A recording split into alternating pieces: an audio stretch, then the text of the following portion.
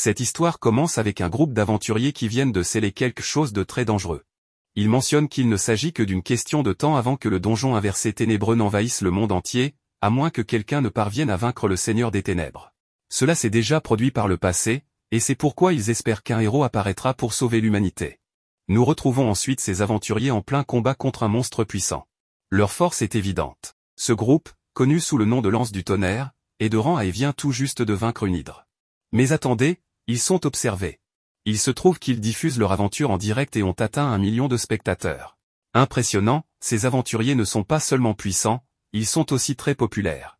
Cependant, Yuk, notre protagoniste, décide de quitter la Lance du Tonnerre. Simon, le chef du groupe, veut comprendre pourquoi.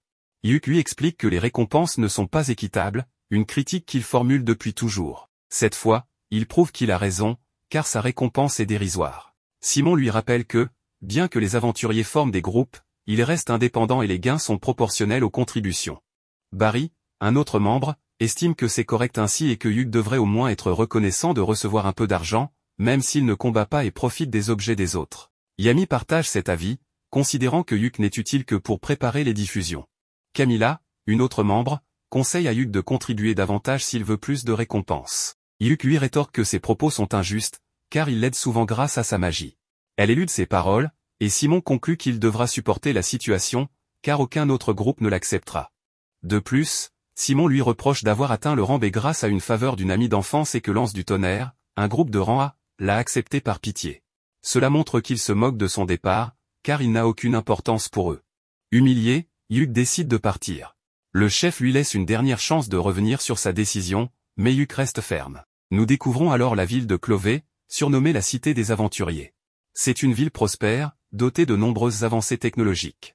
Au sein du guilde, Yuk rencontre la réceptionniste nommée Mamar. Yuk lui annonce qu'il cherche un nouveau travail, ce qui la surprend, puisqu'il appartient normalement à son groupe habituel. Il lui explique qu'il a décidé de partir, ce qui ne choque pas Mamar, car, selon elle, il est courant que des tensions surviennent dans les groupes. Elle lui remet un formulaire à remplir. Nous apprenons alors que Yuk a 20 ans, qu'il est mage rouge et alchimiste de rang B. Il possède des talents comme l'amélioration des capacités, le soutien d'équipe et il est aussi un expert en montage de stream. Une femme, toute excitée de voir Yuk, l'appelle professeur. Il s'agit de Marina, qui a reçu des cours de la part du protagoniste par le passé. Marina est curieuse de savoir ce qu'il fait et, lorsque Yuk lui explique qu'il cherche un groupe, elle trouve cela parfait.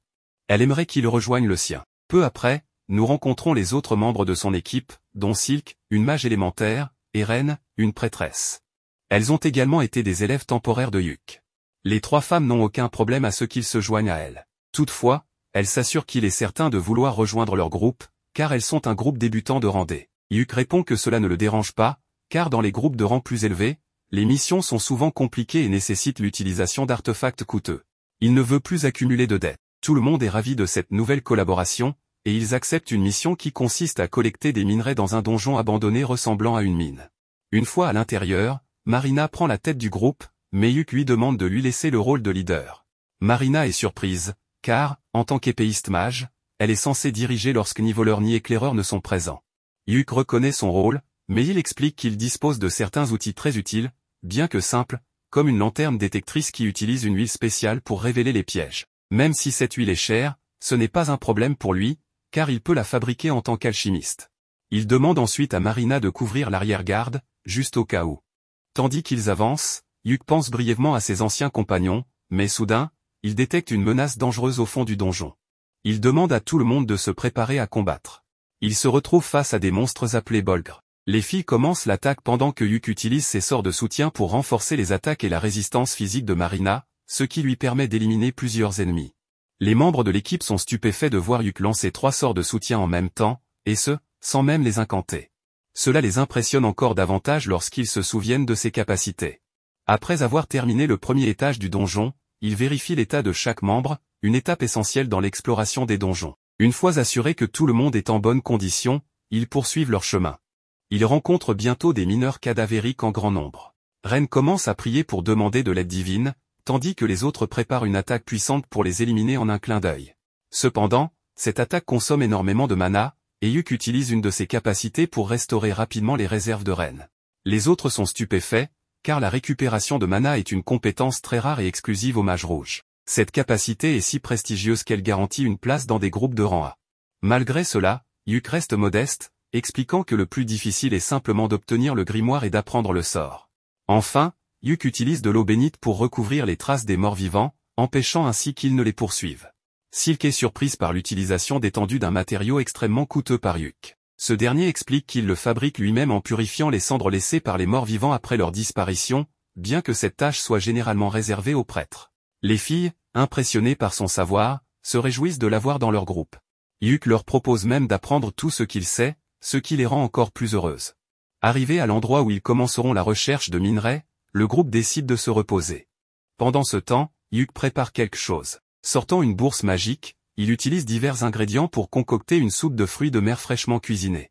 Ren, émerveillé par le chaudron luxueux utilisé, apprend qu'il s'agit d'un artefact magique que Yuk a trouvé dans un château. Marina, affamée, n'attend pas longtemps avant de goûter au repas. Rapidement, Yuk transforme la pose en un véritable festin miniature. Manger dans un donjon est inhabituel, mais pour Yuk, tout semble possible. Alors qu'il savoure la nourriture, Silk remarque que le plat semble imprégné de mana. Dotée d'une grande sensibilité au mana, elle demande des explications. Yuk révèle que la cuisine, pour lui, est une forme d'alchimie. Sachant qu'ils devront extraire des minerais, il a mis tout son cœur dans cette préparation pour leur donner des forces. Silk, impressionné, est sans voix, tandis que les autres savourent simplement leur repas. Le groupe atteint le 4e étage et tombe sur un roc lizard, un monstre regorgeant de minerais. Yuk utilise un sort de ralentissement pour immobiliser la créature, tandis que Marina l'attaque avec sa capacité d'épée magique, réussissant à la vaincre. Cependant, cette technique consomme énormément de mana, laissant Marina épuisée. Yuk lui conseille de continuer à s'entraîner pour gagner en endurance et restaure son mana pour qu'elle puisse se remettre en action. Il est maintenant temps d'extraire les minerais. Utilisant une pioche de rupture, Yuk commence à récolter une grande quantité de ressources pendant que les filles les collectent. Après un moment, Silk note qu'il leur en faut encore davantage. Yuk suggère de descendre au 6e étage après avoir vaincu le boss du niveau, une idée qui effraie le groupe. Le boss, un gigantesque crabe surnommé le crabe d'acier, est redouté pour sa puissance. Malgré leurs inquiétudes, Yuk les rassure et promet de s'occuper lui-même du boss pour prouver son utilité. Contre l'avis des filles, il insiste. Une fois face au boss, Yuk décide d'y aller seul et sort un artefact pour enregistrer le combat, une habitude qu'il a prise. Les filles lui suggèrent plutôt de diffuser le combat en direct, trouvant cela très divertissant. Le protagoniste n'a aucun problème à s'occuper seul du combat, mais avant tout, il demande quel est le nom du groupe. Le petit détail, c'est qu'ils n'en ont pas encore, n'étant pas officiellement enregistrés au sein de la guilde. Marina pense que c'est l'occasion idéale pour choisir un nom. Après quelques réflexions, elle propose trèfle. Selon elle, les 3 filles représentent les 3 feuilles du trèfle, et le protagoniste en est la 4e, celle qui porte chance. Tout le monde trouve cette idée excellente et décide de l'adopter. Une fois la mission terminée, ils enregistreront officiellement ce nom de la guilde. Comme le combat sera diffusé en direct, Yuk suggère que le groupe l'accompagne pour que cela soit une véritable performance d'équipe. Cependant, les filles estiment qu'il peut gérer cela seul. Après avoir activé son bouclier protecteur, Yuk commande à son artefact de commencer la diffusion en direct. Il ouvre la porte et fait face au redoutable crabe d'acier. Le combat commence avec le monstre attaquant violemment, mais Yuk esquive avec aisance. Il enchaîne rapidement une série de sorts, ralentissement, poison, paralysie, cécité et même un sort d'évanouissement, maîtrisant ainsi totalement le boss. Enfin, il utilise un puissant sort de gravité pour porter le coup fatal. Le crabe, complètement anéanti, ne représente plus une menace. La transmission terminée, Marina exulte de joie, incapable de contenir son excitation. Les filles, impressionnées, louent les capacités incroyables de Yuk. Elles se réjouissent aussi du fait qu'elles pourront vendre le crabe pour une somme importante, car Yuk l'a soigneusement rangé dans sa bourse magique pour le ramener aux guildes. Mais ce n'est pas tout, un coffre apparaît comme récompense pour avoir vaincu le boss. Il regorge de minerais précieux, bien plus que ce à quoi il s'attendait.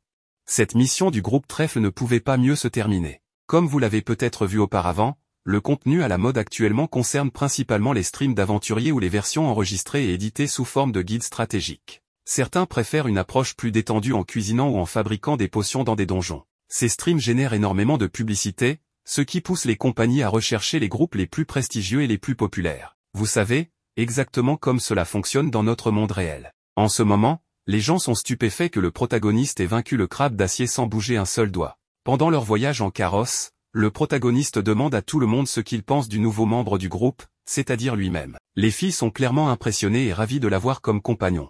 Il leur demande si cela ne leur semble pas étrange que leur ancien professeur ait soudainement rejoint leur groupe, mais elle n'y voit aucun problème. En fait, Silk propose qu'il devienne le chef du groupe, car il agit déjà comme tel et, de toute évidence, il est le plus puissant. Hyuk, cependant, pense ne pas mériter ce rôle, car il vient à peine de les rejoindre la veille. Mais les filles ont déjà décidé, il sera leur nouveau leader. Après avoir réfléchi quelques secondes, il finit par accepter, mais leur demande de lui dire immédiatement si elles ne sont pas satisfaites de son travail en tant que chef. Pendant ce temps, dans les ruines d'un certain château, au 4e étage, l'ancien groupe du protagoniste est en difficulté. Ils réalisent à quel point il leur était utile, même si cela ne leur semblait pas évident auparavant. Ils n'ont d'autre choix que de fuir. Jamie est blessée, et Camilla n'a plus de mana ni de potion pour la soigner, car c'était le protagoniste qui s'en occupait. Barry n'en a pas non plus, encore une fois parce que c'était le protagoniste qui les achetait. Cork, le nouveau venu, a une potion, mais il refuse de la donner à Simon, car il l'a achetée avec son propre argent. Après tout, le groupe lui avait dit que chacun devait se débrouiller seul. Cependant, face au danger mortel qui menace Jamie, Cork finit par céder. De l'autre côté, nous voyons le groupe Clové célébrer leur premier succès. Hyuk leur annonce qu'ils ont reçu une récompense pour avoir accompli leur mission. Bien que ce ne soit pas grand-chose, ils ont également gagné un bonus grâce au bon état du crabe d'acier. Hyuk demande à Silk comment les récompenses étaient réparties auparavant. Elle explique qu'elle gère l'argent et qu'ils ont un fonds commun pour économiser et acheter une maison, car passer de taverne en taverne n'est pas très pratique. Le protagoniste trouve ce système parfait et dit qu'il s'adaptera sans problème, puisque c'est dans l'intérêt du groupe. Pendant ce temps, Simon et les autres membres de l'ancien groupe discutent de leurs mésaventures et estiment qu'ils n'ont jamais été aussi mal en point.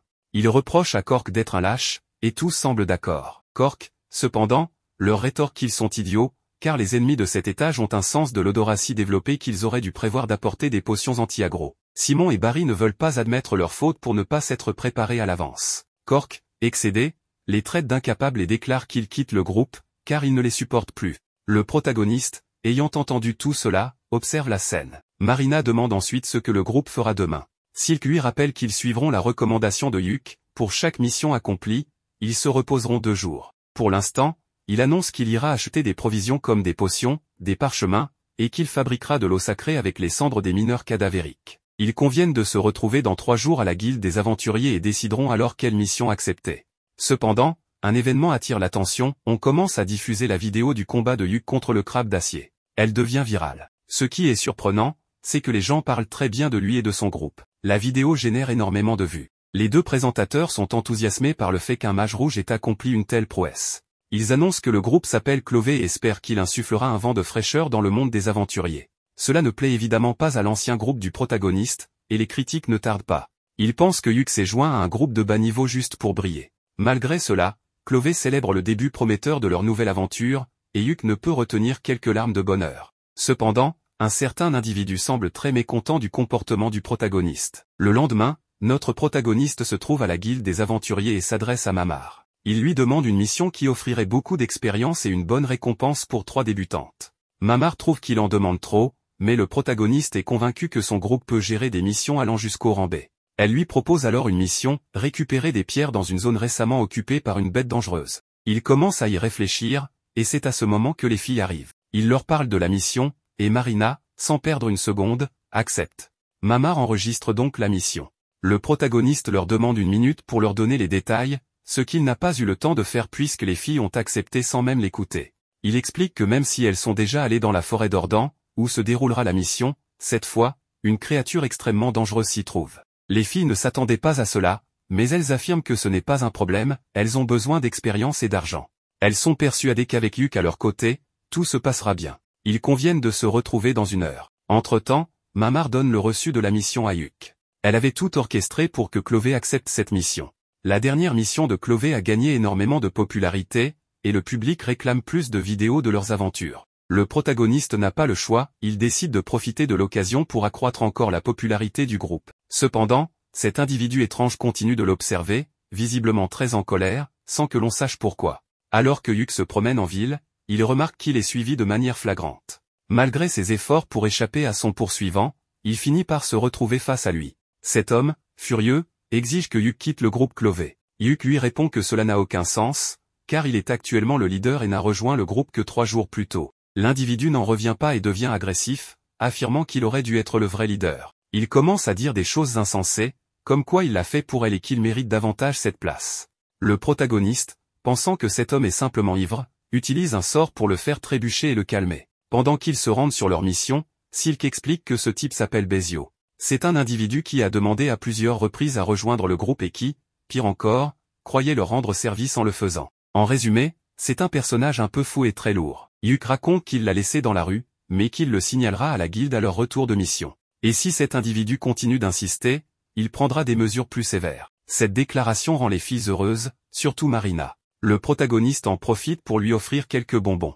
En examinant les détails de la mission, il découvre qu'ils auront besoin de 3 pierres de la cascade de Yomom, qui devrait se trouver sur la rive du lac. Mais un obstacle se dresse devant eux, une créature dangereuse, probablement un ours, un cerf-loup ou même un sanglier, des animaux typiques des forêts. Yuk demande si elles ont déjà été dans cette forêt, et elles répondent que oui, mais qu'à l'époque, il n'y avait aucun animal dans la zone. Cette révélation alerte le protagoniste, car cette forêt devrait normalement être pleine de vie. Cela signifie qu'elles ont eu beaucoup de chance, la créature était probablement déjà là, mais elles ne l'ont simplement pas croisée. Le protagoniste décide alors d'utiliser son caméra pour enregistrer tout l'affrontement avec la bête. Même en cas de fuite, tout sera capturé. Ren demande pourquoi faire cela, et il explique qu'il est essentiel d'identifier la créature en premier lieu. Si le groupe est en danger, la guilde observera tout et enverra des renforts. Et s'ils réussissent à vaincre la bête, la vidéo servira de preuve pour réclamer leur récompense. Ils arrivent finalement à la forêt, près du lac. Yuk explique clairement que si les choses tournent mal,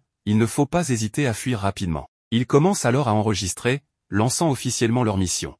Marina demande si elle doit aller en première ligne, car ce n'était pas le cas dans la précédente aventure. Yuk lui répond que ce n'est pas nécessaire, car il n'y a pas de piège ici, et les créatures attaquent généralement par derrière. Silk s'inquiète pour Yuk, mais il la rassure en précisant qu'il porte une armure magique qu'il a trouvée dans un donjon il y a quelque temps. Cette armure lui offre une grande protection, si bien qu'il ne sera pas facile de le mettre hors de combat. Ren confirme qu'elle s'en doutait, il s'agit d'un habit de sorcier, un équipement qui non seulement offre beaucoup de défense, mais amplifie également la magie du porteur et aide à régénérer son mana. Encore une fois, il n'y a donc pas lieu de s'inquiéter si Yuk est en arrière-garde. Ils arrivent enfin à la cascade. Yuk ordonne à son caméra de commencer l'enregistrement.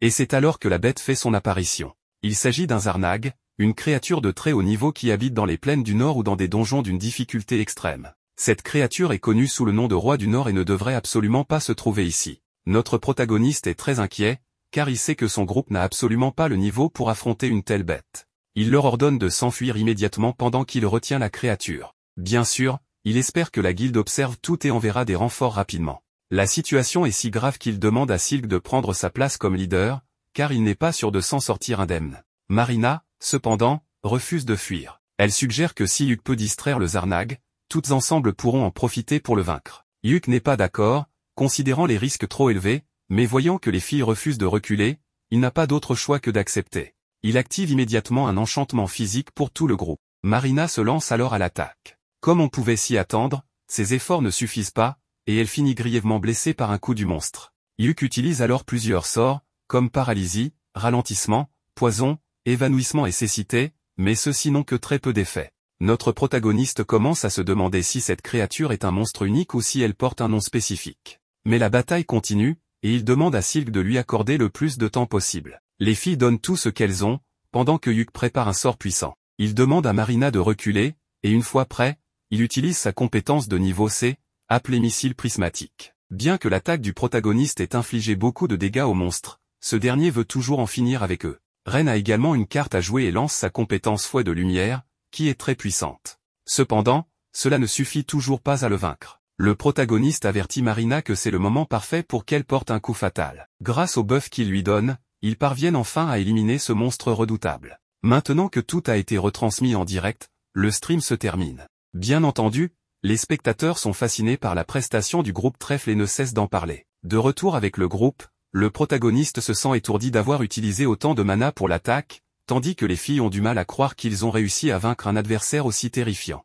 Yuk leur annonce qu'elle mérite un sermon, mais Ren riposte en disant qu'il en mérite un également, puisqu'il était visiblement prêt à combattre, même si cela devait lui coûter la vie. Silk, de son côté, critique également les consignes qu'il leur a données, et bien sûr, Marina en rajoute. Le protagoniste se rend compte qu'il fait face à un 3 contre 1, mais il leur demande de comprendre que leur victoire n'était qu'une question de chance. Cette remarque ne plaît pas aux filles, mais elles décident de discuter de tout cela plus tard. Pour l'instant, elles vont se rafraîchir dans l'eau pour se nettoyer après ce combat chaotique, tandis que le protagoniste se charge de préparer le campement. Cela lui rappelle le moment où il avait suivi un cours préliminaire d'aventurier avec les filles, environ 6 mois auparavant. À l'époque, il les avait félicités pour leur talent prometteur. Silk lui avait demandé des conseils pour s'améliorer, et il leur avait donné des retours spécifiques. Marina avait tendance à être un peu négligente, tandis que Silk était trop prudente, ce qui n'est pas toujours bon. Quant à Ren, il lui avait conseillé de s'estimer davantage. Il avait aussi admis qu'elle mériterait sans doute le rendez, si elle rejoignait officiellement la guilde, ce qui les avait beaucoup réjouis. Ils s'étaient ensuite mis d'accord pour cuisiner un ragoût de lapin fraîchement capturé, en combinant la magie de Ren et les compétences du protagoniste. Dès lors, il avait vu leur potentiel en tant que groupe équilibré d'aventuriers, capable de surpasser avec le temps des groupes de niveau supérieur. Revenant au présent, Yuk avoue qu'il n'aurait jamais imaginé former un groupe avec elle. Quelques jours plus tard, Trèfle est convoqué par le maître de guilde. Yuk suppose que cela est lié à leur victoire contre le Zarnarg, le monstre qu'ils ont vaincu récemment. Les filles, perplexes, ne comprennent pas pourquoi, alors le protagoniste leur explique que cette mission était probablement destinée à des aventuriers de rang B. Mais pour une raison inconnue, elle a été confiée à des groupes de rang D. Ils pensent qu'ils vont recevoir des félicitations pour avoir vaincu le monstre, mais ils se doutent aussi qu'il y aura des mauvaises nouvelles. Finalement, le maître de guilde, Benwood, fait son apparition. Il demande à Yuk de lui donner tous les détails sur ce qui s'est passé. Cependant, Yuk lui répond qu'il l'a déjà fait dans ses rapports. Benwood précise qu'il veut entendre son avis personnel sur le sujet. Les filles, intimidées, commencent à se sentir mal à l'aise, ce qui pousse le protagoniste à demander au maître de ne pas les mettre dans une telle situation.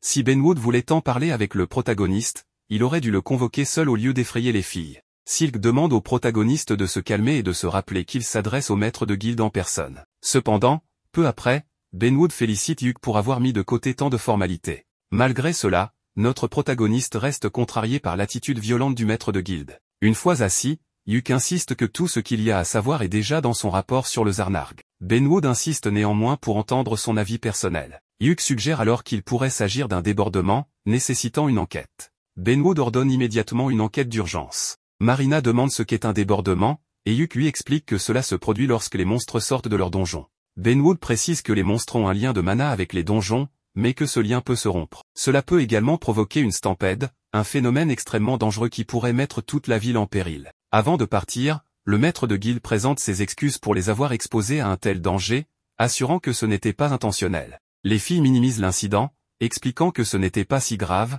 car Yuk a presque vaincu le monstre à lui seul grâce à sa magie. Benwood reconnaît que le stream a prouvé que leur groupe est capable de grandes choses et propose de promouvoir les filles au rang C. Le protagoniste demande s'il en est sûr, et Benwood confirme qu'il souhaite également promouvoir Yuk au rang A. Il souligne que leur retransmission a montré leur puissance, notamment grâce au sort prismique missile utilisé par Yuk pour vaincre le Zarnarg. Après avoir signé les documents, tout le monde part célébrer à la taverne habituelle. Monter au rang C pour les filles et au rang A pour Yuk est un exploit remarquable. En discutant de la récompense, Yuk demande à Silk de vérifier les gains. Il découvre une importante somme d'argent, car la mission a été reclassée au rang B, et Yuk a vendu le monstre à un bon prix. En triant les comptes, Silk informe Yuk qu'il a reçu une lettre de Benwood, une sorte d'excuse personnelle accompagnée d'un randal de platine, une pièce rare de grande valeur. Silk annonce qu'ils ont désormais les fonds nécessaires pour établir leur base. L'ambiance est donc à la célébration. Plus tard, Ren demande au protagoniste s'il a un rêve, car elles viennent de réaliser le leur et souhaitent désormais l'aider à atteindre le sien. Yuk les remercie et révèle son rêve, atteindre le dernier étage du donjon des ténèbres insondables, un endroit légendaire contenant un portail vers l'abîme. Il souhaite voir de ses propres yeux la frontière entre ce monde et l'inframonde. Il raconte qu'un de ses oncles avait réussi à atteindre ténèbres insondables, bien qu'il n'ait pas pu terminer le donjon. Yuk admire cet oncle depuis son enfance et a toujours rêvé de suivre ses traces. La rouquine trouve cela fascinant et propose même de retransmettre l'exploration en direct. Yuk, cependant, leur rappelle que ce n'est pas une tâche à prendre à la légère, l'accès au donjon nécessite une autorisation gouvernementale et un groupe de rang A au minimum. Cela n'effraie pas les filles, qui s'enthousiasment pour ce nouvel objectif collectif. Le prochain défi du groupe Trèfle est donc clair, ils iront dans le donjon des ténèbres insondables, quoi qu'il en coûte. En attendant, le groupe de Yuk est devenu la sensation du moment. Bien qu'ils aient fondé Trèfle il y a à peine un mois, ils figurent déjà parmi les groupes les plus populaires. Simon, de son côté, a du mal à croire que quelqu'un comme Yuk soit plus populaire que lui. Certains affirment que Yuk profite uniquement des missions de bas niveau, qu'il est médiocre et qu'il fait semblant d'être impressionnant. Mais l'envie se fait sentir, Simon apprend que Yuk a été promu au rang A récemment et s'inquiète de voir Yuk réussir si bien alors qu'il est lui-même dans une situation désespérée. Depuis que Yuk a quitté la lance du tonnerre, les nouveaux membres ont du mal à s'adapter et finissent généralement par abandonner le groupe rapidement. Les membres actuels sont tellement aveuglés qu'ils blâment tout le monde sauf eux-mêmes pour cette situation. Simon est particulièrement frustré de l'absence de Jamie. Camilla explique qu'elle n'avait simplement pas envie de venir et qu'elle s'éloigne progressivement du groupe en général. Pendant ce temps, Jamie regarde le stream de Yuk et de son groupe. Peut-être qu'elle commence à ouvrir les yeux sur la situation du moins, on l'espère. Barry suggère de demander à Yuk de revenir. Malgré ses défauts, il était capable de suivre le rythme du groupe, contrairement aux autres nouveaux membres. Camilla est d'accord, tout allait mieux quand Yuk était là. Simon ne pense pas très différemment et envisage même cette idée. Barry propose d'offrir une augmentation à Yuk pour le convaincre, en réduisant le salaire de Jamie, qu'il considère désormais comme inutile. Simon semble déjà avoir des plans en tête à ce sujet. De l'autre côté, le groupe Trèfle revient tardivement d'une mission et se dirige vers la guilde. En chemin, Marina interroge Yuk sur Mamar, remarquant qu'il semble bien s'entendre avec elle. Elle découvre que Mamar est l'une des plus anciennes membres du guilde et qu'elle connaît Yuk depuis ses débuts en tant qu'aventurier. La jalousie de Marina est évidente, mais elle essaie rapidement de détourner l'attention pour éviter que les autres ne s'attardent sur ses remarques. Peu après, Simon apparaît face à Yuk. Ce dernier demande aux filles d'aller parler avec Mamar pendant qu'il discute avec Simon. Ce dernier propose d'aller boire quelque chose, mais Yuk, fatigué de sa récente mission, refuse poliment. Simon insiste, lui demandant de revenir dans l'anse du tonnerre. Il lui rappelle leur rêve d'enfance, atteindre le portail de l'abîme pour voir la frontière entre leur monde et l'inframonde. Simon affirme que Yuk aurait tout ce dont il a besoin avec l'anse du tonnerre, un groupe de rang A, les autorisations nécessaires du gouvernement et du guilde. Il propose même d'augmenter son salaire pour le convaincre. Mais Yuk refuse fermement, déclarant qu'il est désormais le leader de Trèfle et qu'il n'a aucune intention d'abandonner son groupe. Simon, contrarié, lui demande s'il est conscient des problèmes qu'il rencontre depuis son départ et s'il ne ressent pas de remords. Il lui reproche même d'être en partie responsable des difficultés actuelles de l'anse du tonnerre. Mais Yuk lui rappelle que c'est eux qui l'ont traité comme de la poubelle et qu'il n'a aucune envie de retourner dans leur groupe. Simon n'en revient pas, mais les filles, qui avaient discrètement écouté toute la conversation, font irruption. Marina demande à Yuk s'il compte les abandonner, ce à quoi il répond qu'il n'en est absolument pas question. Il leur promet qu'il restera leur leader pour toujours. Il insiste cependant sur le fait qu'ils doivent maintenant terminer leur rapport de mission avant d'aller, comme d'habitude, célébrer un peu leur succès. Dans une autre scène, Yuk assis avec ses amis, leur annonçant qu'une guilde leur a confié une mission qu'ils doivent accomplir. Cette demande provient d'Hurty, une entreprise très influente. Silk mentionne que son arc provient justement de cette compagnie. Hurty fait la promotion d'un nouveau produit, et les trois doivent porter la toute dernière armure fabriquée par une filiale d'Hurty. De plus, l'entreprise utilisera leurs images à des fins promotionnelles. Les filles sont ravies, surtout Marina. Leur enthousiasme atteint son paroxysme lorsqu'elle découvre la généreuse récompense et la haute qualité de l'armure. Ainsi, la prochaine mission de l'escouade Clovey consiste à accomplir leur tâche tout en portant l'armure dernier cri d'Hurty. La mission se déroule dans la ville de Qualto, où se situe le siège d'Hurty, plus précisément dans les ruines d'Aion. À son arrivée, Yuk commente qu'il est déjà venu ici quelques fois avec son ancienne équipe à l'époque. À ce moment-là, ses amis apparaissent vêtus de leurs nouvelles armures, resplendissantes. Yuk est un instant subjugué par leur beauté avant de leur offrir un petit sourire. Même si elles ne sont pas encore habituées à ces tenues, elles s'y feront rapidement. Il explique ensuite que, cette fois, ils ne feront pas de diffusion en direct. À la place, ils enregistreront des séquences vidéo directement pour Hurty. Ainsi, ils commencent leur tournage, puis entrent dans les ruines d'Aion, une immense ruine antique ne comptant que 4 étages. Leur objectif est d'atteindre le sanctuaire de la cité abandonnée. En explorant, ils découvrent des escaliers menant vers les bords est et ouest.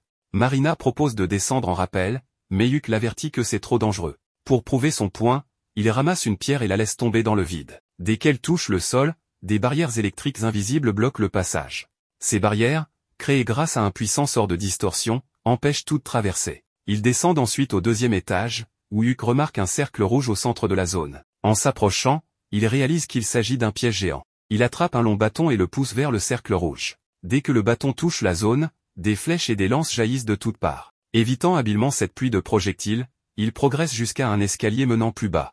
Avant de descendre, Yuk suggère de prendre une collation rapide. Alors qu'ils s'apprêtent à avancer, ils s'arrêtent soudainement, quelque chose leur bloque le passage. Instinctivement, ils se mettent en position de combat. Devant eux se dressent 4 énormes orques. Silk saisit son arc, mais Yuk lui ordonne de rester calme. Toutefois, Silk est enflammée et déclare qu'elle les éliminera tous. Elle s'exclame qu'ils ne doivent en laisser aucun s'échapper. Ces orques ne sont pas de simples monstres, car malgré leur niveau C, Yuk leur demande de ne pas les sous-estimer. Yuk établit rapidement un plan de bataille, attaquant d'abord avec la magie et les flèches, ensuite Marina chargera et Silk fournira un soutien à distance. Marina lance une boule de feu, faisant reculer les orques, tandis que Yuk les bombarde de pierres explosives de tous les côtés. Silk termine le travail en les transperçant de ses flèches une à une. Affaiblie, Marina fonce, son épée enveloppée d'énergie, et tranche une orque en deux avant de bondir dans les airs pour en abattre une autre. Après le combat, Yuk ramasse un fragment doré, tandis que Marina trouve une étrange lettre sur l'une des orques. En la lisant, Yuk comprend qu'il s'agit d'un enregistrement d'inspiration,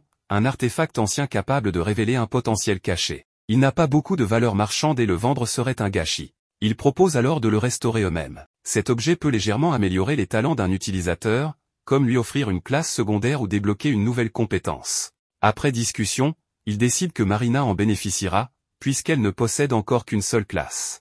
Marina accepte. La scène suivante montre le groupe en train de préparer un repas bien mérité après le combat. Ils discutent des pouvoirs magiques et d'un sac enchanté capable de tout stocker. S'ils en trouvent un, ils conviennent que Silk devrait en être la première bénéficiaire. Après avoir passé en revue leurs gains et leurs pertes, ils poursuivent leur mission en montant au 3e étage. Yuk les prévient de rester sur leur garde, car ils ne savent pas d'où les monstres pourraient attaquer. Silk demande s'il y a des boss sur cet étage. Yuk répond qu'il y avait autrefois des gardiens protégeant l'entrée d'Odred, la cité abandonnée, mais aucun n'a été aperçu depuis 10 ans. Cependant, des rapports indiquent que de nombreux traqueurs d'ombre rôdent dans l'obscurité, prêts à frapper. Même s'il en a entendu parler, Yuk n'en a jamais vu de ses propres yeux.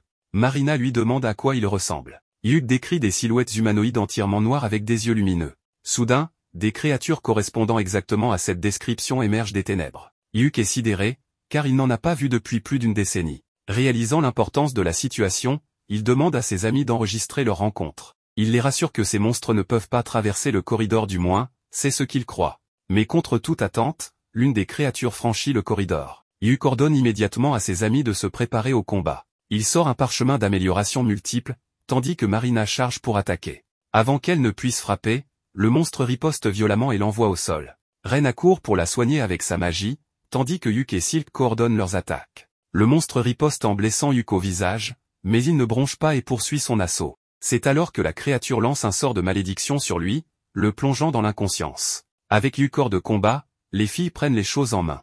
Ren brandit sa lance et attaque, tandis que Silk prépare ses enchantements. Soudain, Silk sent que le monstre s'apprête à frapper Marina. Réagissant vite, elle demande à Ren de lancer une bénédiction sacrée sur Marina, qui est ainsi protégée juste à temps. Déterminée, Ren déchaîne un puissant sort de zone pour en finir, mais avant que son attaque n'atteigne la cible, le monstre disparaît pour réapparaître juste devant Silk, lui tirant une salve d'énergie noire. À cet instant, Yuk reprend conscience et active un parchemin de protection lumineuse, faisant s'écraser le monstre au sol. Saisissant l'opportunité, Yuk et ses amis attaquent ensemble sans relâche. Après un combat intense, la créature est enfin vaincue. Le groupe célèbre leur victoire et Yuk remercie ses amis, admettant qu'ils n'auraient pas pu réussir seuls. Ren souligne que le monstre ne devrait pas avoir pu traverser le corridor, ce qui les intrigue. Yuk décide qu'ils doivent terminer leur mission avant d'approfondir cette question. Enfin, ils atteignent les portes d'Odred, la cité abandonnée d'Aion, marquant la fin de leur aventure pour aujourd'hui. De retour à la guilde des aventuriers de Qualto, Yuk soumet son rapport et leurs images. La guilde demande une réunion avec son équipe après avoir entendu parler du traqueur d'ombre. En attendant, ils prennent 2 jours de repos bien mérités. Les filles sont ravies, elles veulent explorer la ville, découvrir ses artefacts et visiter le célèbre jardin botanique. Yuk leur promet de les accompagner où elles le souhaitent. Puis, repérant un restaurant, il leur propose de déguster du poulet rôti pour célébrer leur aventure. D'un autre côté, dans le canal souterrain de Moringan, nous retrouvons le groupe Thunder Pike, en train de manger dans les égouts et de se plaindre qu'ils n'ont rien de décent à manger. Ils regrettent l'époque où Yuk était là, car grâce à son étrange marmite, ils mangeaient bien mieux. Simon leur demande d'arrêter de se plaindre et leur ordonne de se préparer, car ils vont maintenant affronter les Bolgres. Barry est très confiant, et Simon lui demande s'il a préparé des potions, mais celui-ci répond qu'il n'en a pas besoin puisqu'ils ont Camilla. Cependant, cette dernière leur rappelle qu'ils ne peuvent pas toujours compter sur elle et que, de toute façon, les potions de mana sont très chères. Une dispute éclate, mais Simon leur ordonne de se taire et demande à Jamie de tout préparer pour la retransmission.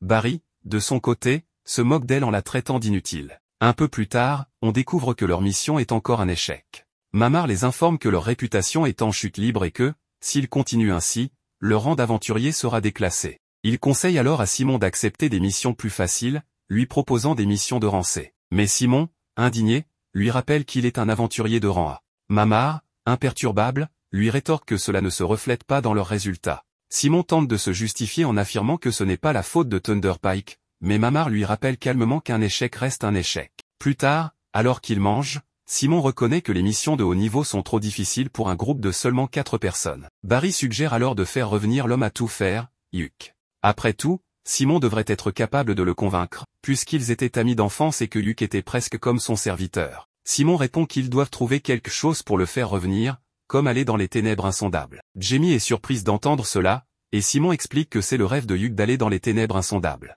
Il est donc probable que si on lui propose d'y aller, il accepte l'invitation. De plus, il pourrait coopérer avec d'autres groupes pour plus de sécurité. Mais en réalité, il n'aurait même pas besoin d'y aller pour de vrai, il suffirait de faire semblant. Après tout, le groupe de Hugh est seulement de niveau C, donc même s'il le voulait, il ne pourrait pas y aller. En entendant cela, Jamie pense que ces types sont vraiment irrécupérables. Pendant ce temps, de leur côté, Hugh informe les filles que le donjon des ruines d'Aion est fermé en raison d'une enquête. Alors qu'ils marchent dans les rues, de nombreuses personnes les reconnaissent et les encouragent, tandis que d'autres ne les voient que comme des novices. Cependant, Hugh leur assure qu'ils n'ont pas à s'inquiéter, car le monde est rempli de gens envieux.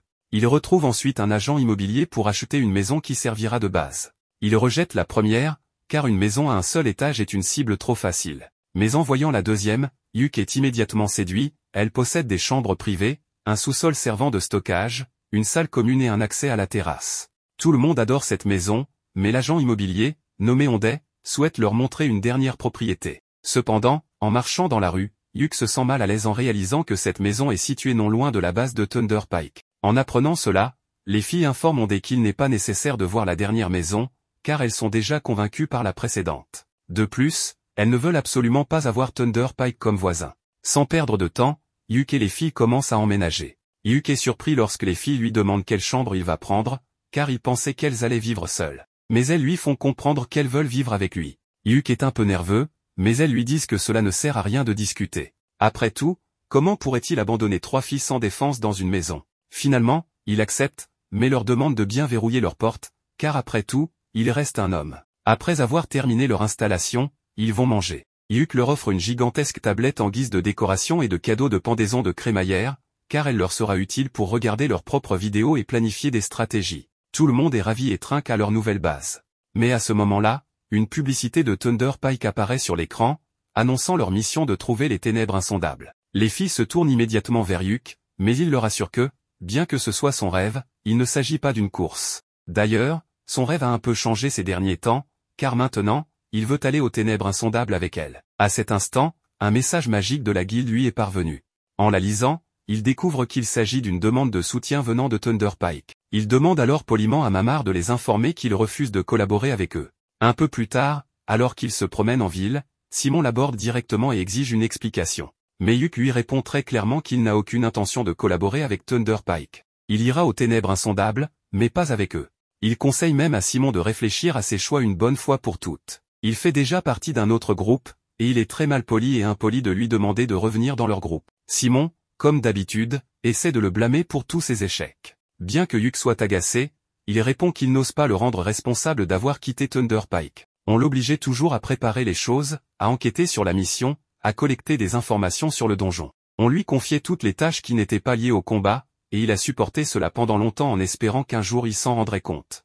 Mais ils n'ont jamais pensé à lui, alors il ne veut pas maintenant entendre parler de cette histoire d'amis. Ren lui prend la main, l'aidant à se calmer, et après s'être excusé auprès de Ren, Hugh décide de partir. Simon tente encore de le convaincre en lui expliquant que s'ils échouent à nouveau, Thunder Pike sera rétrogradé. Mais Hugh lui répond clairement que ce n'est plus son problème. 2 semaines plus tard, le maître de guilde informe Hugh qu'il est fort probable qu'un débordement soit en train de se produire, en montrant divers points sur la carte où des événements similaires ont eu lieu. Hugh demande ce qu'en pense l'Académie royale, et le maître de guilde lui répond qu'ils ne peuvent pas exclure la possibilité qu'il s'agisse d'un débordement. Surpris, Hugh lui demande si cela concerne la mission d'enquête sur les ténèbres insondables. Le maître de guilde l'arrête et explique que si cette mission a été approuvée, c'est probablement parce qu'elle est liée à la vague de monstres. Le maître de guilde confie alors à Hugh une mission pour son groupe, Trèfle, enquêter sur les ténèbres insondables. Mais Hugh objecte, expliquant qu'un groupe de rang C ne peut pas être envoyé sur une mission aussi dangereuse. Cependant, Benwood révèle que le groupe Scordia s'est retiré. Il précise qu'il ne demande pas à Hugh de conquérir l'endroit, seulement de l'étudier.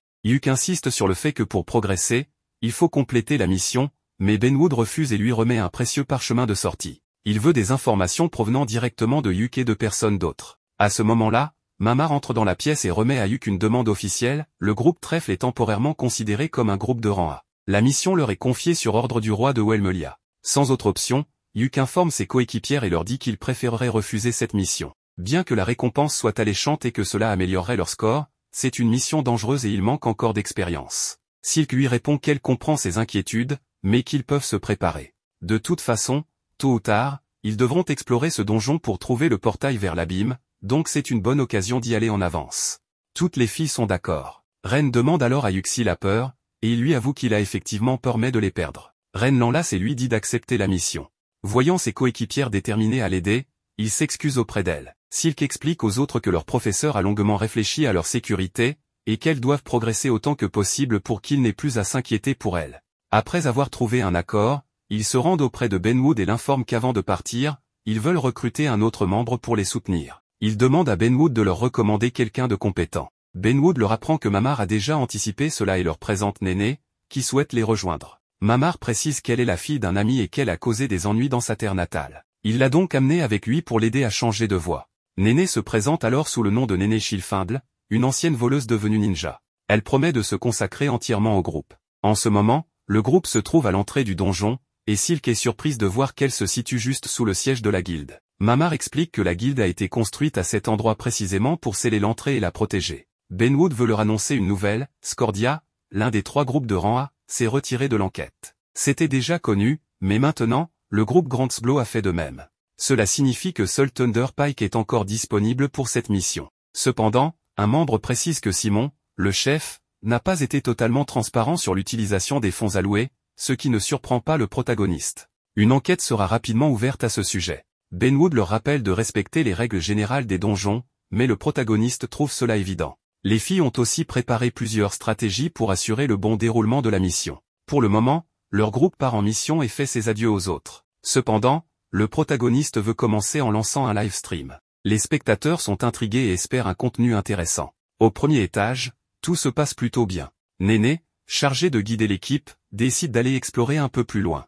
Marina félicite Ren pour son nouveau bâton, qu'elle a baptisé bâton cramoisi, un artefact qui renforce considérablement la magie offensive. Silk demande au protagoniste ce qu'il pense du donjon jusqu'ici, et il avoue être moins enthousiaste qu'il ne l'avait imaginé. Les filles trouvent cela normal puisqu'ils viennent à peine de commencer, mais Silk, elle, est surexcitée. Pour elle, c'est un rêve qui se réalise. Depuis qu'elle est devenue aventurière, elle a décidé de rester dans la société humaine et de gagner de l'argent. Cependant, sa vision du monde a changé grâce au protagoniste, et accomplir son rêve à ses côtés l'émeut profondément. Néné revient après avoir exploré la route et annonce que cet endroit est très étrange. Pendant qu'ils poursuivent leur chemin, le protagoniste leur apprend que Thunder Pike est déjà arrivé au 8e étage. Marina est surprise, car cela fait 2 semaines qu'ils sont ici, et ne progresser que jusqu'au 8e étage est peu.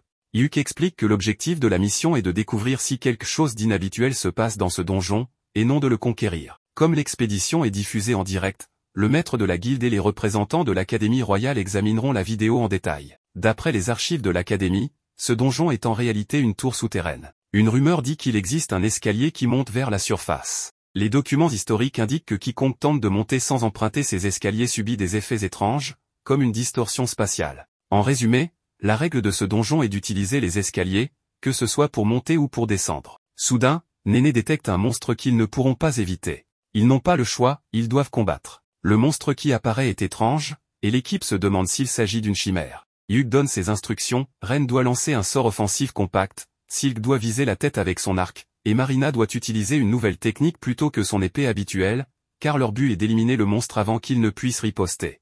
Marina, la rousse, mentionne qu'elle aurait aimé utiliser une épée, car grâce à un parchemin que le protagoniste lui a donné, elle a obtenu la classe secondaire de samouraï. Néné est surprise que Marina ait 2 classes aussi particulières, mais cette dernière avoue qu'elle aurait préféré apprendre la magie. L'équipe enchaîne les attaques et blesse sérieusement la créature. Après plusieurs assauts combinés, ils finissent par la vaincre, même s'ils ont peut-être un peu exagéré. Après un moment, ils atteignent une zone sécurisée où ils décident de se reposer. Ils arrêtent temporairement la diffusion, et tout semble se dérouler à merveille. Avant de continuer, il faut faire le point sur l'état de chacun. Comme prévu, tout le monde est en pleine forme, car ils n'ont affronté qu'un seul monstre. À présent, il est temps d'ouvrir un coffre. Yuk hésite à le montrer en direct, car Silk pense que si des aventuriers de bas niveau obtiennent un butin spécial, cela pourrait provoquer de la jalousie. Il décide donc de ne pas filmer cette partie. Néné veut ouvrir le coffre, mais découvre qu'il est piégé. Heureusement, elle est bien préparée et désamorce le mécanisme sans difficulté avant d'ouvrir le coffre. À l'intérieur,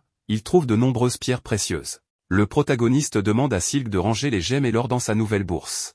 En fouillant davantage, il découvre une bague très précieuse, mais aussi un étrange cube noir. Les filles sont intriguées et veulent savoir ce que c'est, mais il n'en est pas certain lui-même. C'est étrange, comme si l'objet attendait une réponse.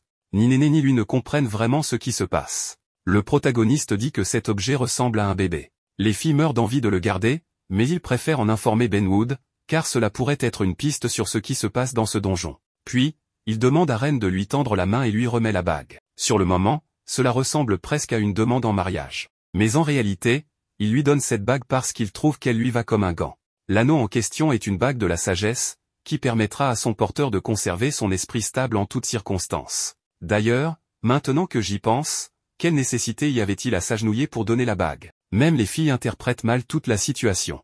Un peu plus tard, Néné annonce avoir trouvé les escaliers menant au 2e étage. C'est une excellente nouvelle, car cela signifie qu'ils avancent plus vite que prévu. Le protagoniste la remercie, mais Néné répond que ce n'est rien, tout est grâce à cet artefact qui détecte les courants d'air et localise ainsi les sorties. Elle veut impressionner le protagoniste, mais comme il est habitué aux artefacts étranges, cela lui semble tout à fait normal. Le groupe fait à nouveau une pause, et Hugh veut savoir ce qu'il pense du donjon jusqu'à présent. Les filles trouvent le terrain étrange, mais le plus surprenant reste sans aucun doute le monstre rencontré au début, celui avec une tête de requin. Hugh est du même avis et ajoute que le coffre aussi était inhabituel. Un monstre qui ne devrait pas être à cet étage et un coffre non répertorié mérite une inspection approfondie. Les filles ne comprennent pas pourquoi il insiste là-dessus, mais le protagoniste leur demande si elles ne trouvent pas étrange qu'il y ait un coffre dans la zone sécurisée du 1er étage. Normalement, la valeur des trésors, comme la puissance des monstres, dépend de la dangerosité du niveau. Pourtant, ce coffre contenait une bague très rare et un cube sombre que personne n'a réussi à identifier clairement. Cela n'a aucun sens, mais pour le moment, ils doivent retourner à la sortie. Néné détecte alors quelqu'un, il s'agit de Thunder Pike. Simon demande au protagoniste pourquoi il n'a pas accepté sa requête s'il comptait de toute façon venir. Il lui répond que cette requête n'était qu'un moyen sournois de le recruter et qu'il est là uniquement parce que Benwood l'a envoyé en mission spéciale. Barry prévient qu'il ferait mieux de ne pas les sous-estimer, et Camilla exige des excuses, estimant que le protagoniste est ingrat. Simon n'accorde pas d'importance à tout cela, car désormais, ils sont en mission ensemble et il demande au protagoniste de lui remettre toutes les informations et objets collectés. Selon lui, puisqu'ils ont une alliance temporaire, ils doivent tout partager. Le protagoniste refuse, affirmant qu'il n'y a aucune alliance entre eux. Barry estime qu'il devrait être reconnaissant, car il lui offre une alliance malgré son rang inférieur. Camilla est du même avis et les avertit qu'ils devront travailler dur pour compenser. Les spectateurs du stream remarquent déjà la tension entre les deux groupes. Simon insiste sur le fait que le rapport devrait être géré par le groupe de rang A. Silk l'interrompt et lui demande s'il n'a pas honte d'extorquer des aventuriers de rang inférieur malgré son statut. Barry lui ordonne de se taire, tout comme Camilla, et il la méprise pour être une elfe noire, ce qui est évidemment inacceptable. Les autres filles s'indignent de ses propos, mais Simon leur ordonne de se taire, affirmant qu'il parle uniquement avec Hugh. Le protagoniste explose de colère et hurle à Simon de la fermer immédiatement. Il considère Silk comme un membre de sa famille et ne laissera personne lui manquer de respect. Simon tente à nouveau de manipuler Hugh pour l'apaiser, mais ce dernier en a assez. Il leur dit clairement qu'il trouve répugnant de devoir collaborer avec eux et leur répète qu'il ne travaillera jamais avec Thunder Pike. 2 jours plus tard, Benwood informe Thunder Pike que plusieurs plaintes ont été déposées contre eux. Parmi les plaignants figurent des sponsors, le Conseil elfique, l'Union civile de Wellem et même le quartier général de la guilde. Simon ne comprend pas pourquoi, estimant que c'est le groupe inférieur qui les a insultés et perdu son sang-froid. De plus, il continue d'insulter l'elfe noir, ce qui exaspère Benwood. Ce dernier est furieux de leur attitude insupportable et leur rappelle que leurs commentaires discriminatoires ont été diffusés en direct devant tout le monde, ce qui a terni l'image du royaume.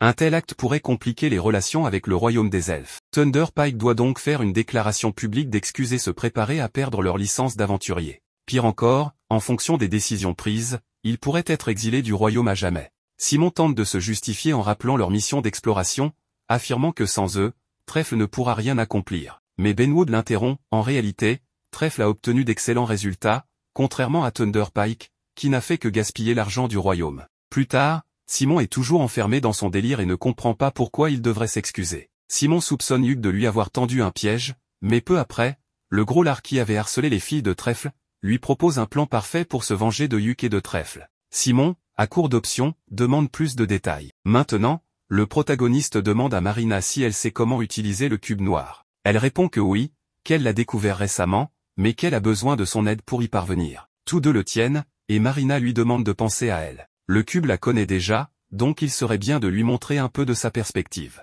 Hyuk commence à penser à Marina, et soudain, le cube brille et se transforme en une grande épée de qualité exceptionnelle. Le protagoniste ne comprend toujours pas comment fonctionne ce cube, mais Marina lui explique que c'est un peu comme un bébé, il a besoin à la fois d'une mère et d'un père. Ensuite, le groupe est sur le point d'entrer à nouveau dans les ténèbres insondables. Le protagoniste est bien conscient que si le danger est trop grand, il devra utiliser le parchemin de sortie. Pour l'instant, il commence la mission et s'adresse aux spectateurs pour leur annoncer qu'il s'agit de la deuxième incursion de trèfle dans le donjon. Leur objectif est d'atteindre les escaliers menant au 3e étage afin d'explorer davantage. Un peu plus tard, on les voit descendre les escaliers, et tout se passe plutôt bien. Il semble que le donjon n'ait pas changé depuis leur dernière visite. Mais en arrivant au 2e étage, ils se retrouvent face à un paysage totalement inattendu. Ils ne comprennent pas comment cela est possible. Hyuk leur demande de rester calme, car il existe déjà des étages qui ressemblent à des zones extérieures. Ren lui répond que oui, mais que cela ne devrait pas arriver dès le 2e étage. En général, ces environnements n'apparaissent qu'à partir du 20e étage, ce qui rend la situation très étrange. Comme il faut rassembler des informations, Ren décide d'utiliser sa magie pour sonder les alentours. Elle ne détecte absolument rien, pas même un monstre. Mais lorsqu'elle demande à Hyuk de tourner à gauche, elle aperçoit une sorte de maison. Malheureusement, ses yeux commencent à fatiguer, alors il va falloir aller voir sur place. Silk trouve cela fascinant qu'il y ait une maison ici, et Hyuk est d'accord, c'est très étrange de trouver une maison intacte dans un donjon. Il y a forcément quelque chose d'anormal. De plus, il est inquiet à propos du soleil visible dans ce monde, s'il s'agit d'un artefact, d'accord, mais si c'est un vrai soleil, cela signifie que la nuit pourrait être dangereuse. Un peu plus tard, ils arrivent à la maison. Hyuk hésite sur ce qu'il doit faire. Ren ne perçoit aucune trace de mana, mais Hyuk sait que l'entrée pourrait être risquée. Soudain, une vieille femme sort de la maison et leur dit qu'elle n'a pas eu de visiteurs depuis longtemps. Tout le monde est surpris, car personne ne devrait vivre dans un donjon. Il lui demande pourquoi elle est ici, mais elle répond que c'est une longue histoire et les invite à entrer pour en discuter. Le protagoniste refuse immédiatement, ce n'est pas un endroit pour prendre le thé, mais un donjon.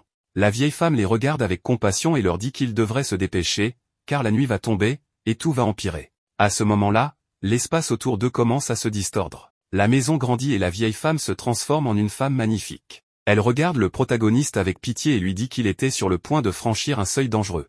Elle lui demande s'il savait qu'il ne devait pas entrer, car elle adore les hommes intelligents. Cette femme n'est autre que la déesse Perséphone, la souveraine de la vie et de la mort. Perséphone est surprise que le protagoniste la connaisse. Elle leur explique qu'elle passe son éternité à guider les âmes des morts et qu'elle trouve fascinant qu'ils soient arrivés jusqu'ici. Mais elle les prévient, maintenant qu'ils sont là, ils ne pourront plus en ressortir vivants. Sans perdre une seconde, le protagoniste s'incline et lui dit qu'ils se reverront lorsque son temps sur cette terre arrivera à sa fin. Perséphone l'observe attentivement et lui dit qu'elle se souviendra bien de ses paroles. Quelque chose arrive alors au protagoniste, mais il dit aux autres de courir vers les escaliers immédiatement. Pris d'une grande urgence, il utilise son enchantement physique pour accélérer leur fuite. Il réalise que la présence de Perséphone signifie que cet endroit est littéralement le royaume des morts. Après une course effrénée, le groupe parvient finalement à s'échapper et à survivre. Mais ils sont complètement épuisés. Avoir passé la nuit dans le royaume des morts les a tant affaiblis que le protagoniste ne peut même plus utiliser sa récupération de mana. Cependant, ce qui inquiète le plus les filles,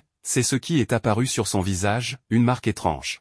Il semble qu'il ait été maudit par Perséphone, et même Ren ne peut pas la retirer. Hyuk leur dit de ne pas s'inquiéter, il ira au temple une fois rentré chez lui. Pendant qu'il mange, Hyuk réfléchit. Il pense que cet endroit était les pleines cendres de l'épopée de Remazurka, et que les mots qu'il a adressés à Perséphone, nous nous reverrons quand mon heure viendra, sont exactement les mêmes que ceux du héros de l'épopée. C'est peut-être ce qui lui a permis de survivre. Il explique que ce royaume est un monde en dehors du leur, régi par Perséphone. Il est enfermé dans un cycle sans fin où le jour symbolise la paix et la nuit représente la mort. Cela signifie que lorsqu'ils étaient là-bas, tout était inversé, le jour et la nuit, la vie et la mort, la jeunesse et la vieillesse. Il pense que cela doit être une caractéristique propre aux ténèbres insondables. D'après lui, le portail vers l'abîme est en réalité un passage vers un autre monde. Ren lui demande quel est le lien entre cela et les ténèbres insondables. Hyuk pense que cette dernière réplique en fait le monde auquel elle est connectée. En d'autres termes, les ténèbres insondables est un donjon qui émule un autre monde. Le portail de l'abîme doit traverser plusieurs dimensions, y compris celle-ci.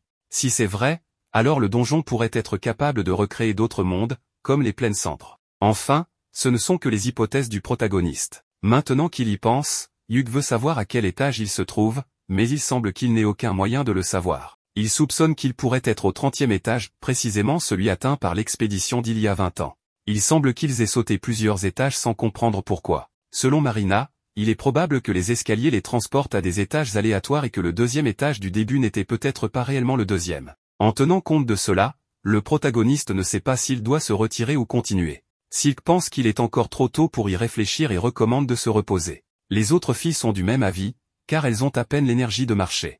Tout le monde décide donc de se reposer. Hyuk est le premier à s'endormir, mais à son réveil, il est attaché. Simon dit l'avoir suivi. Hyuk lui demande ce qu'il veut, mais Simon reste confiant car il dit avoir l'avantage, et il semble dire vrai. Camilla dit qu'elles ont toutes été attachées pendant leur sommeil, et Barry avertit que ce que Ren porte autour du cou est un collier de soumission. Simon raconte qu'il l'a reçu d'un sponsor qui déteste profondément le protagoniste. Grâce à cela, Ren obéira à tout ce qu'il ordonne. Bien sûr, il n'a pas de bonnes intentions. Maintenant qu'ils ont été considérés comme des criminels et exilés, tout lui est égal. Simon dit qu'il veut donner une seconde chance au protagoniste et faire la paix. Il lui tend un papier à signer. Ce document indique que dès le début de la mission, Trèfle a demandé une alliance avec Thunder Pike. Il stipule également que la discrimination envers les elfes est un problème chez Trèfle et que Thunder Pike a été sollicité pour donner l'exemple.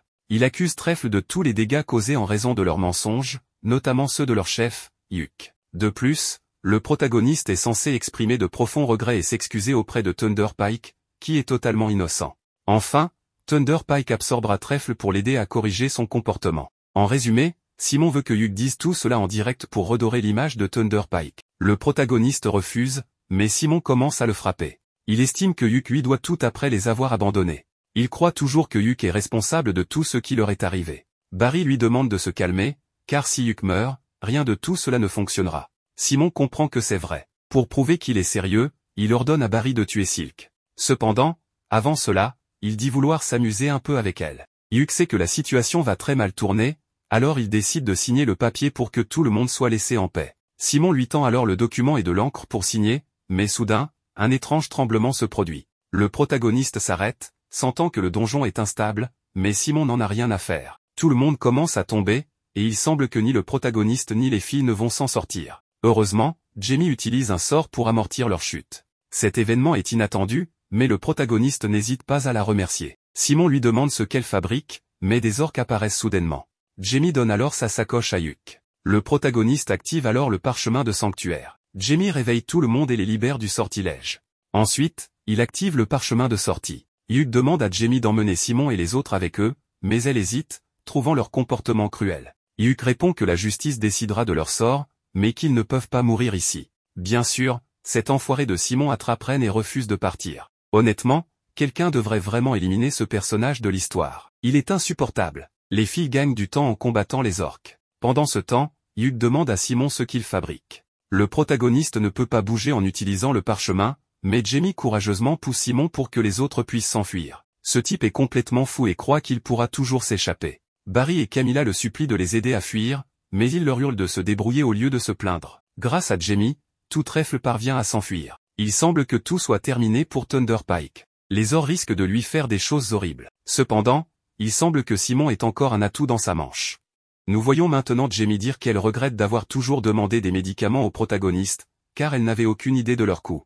Elle se sent très mal d'avoir fait quelque chose d'aussi horrible. Elle mentionne que lorsque Hyuk a quitté le groupe, elle a réalisé à quel point il s'efforçait de les garder tous en sécurité. Malheureusement, elle s'en est rendue compte trop tard et regrette de ne pas lui avoir présenté ses excuses plus tôt. La blonde est remplie de remords, car elle sait que Hyuk, étant une personne d'une grande bonté, lui aurait pardonné, et qui sait, peut-être même invité dans le groupe Trèfle. En réalité, Jamie ressent un peu de jalousie en voyant à quel point le groupe Trèfle est harmonieux, et elle se demande si elle pourra un jour vivre la même chose.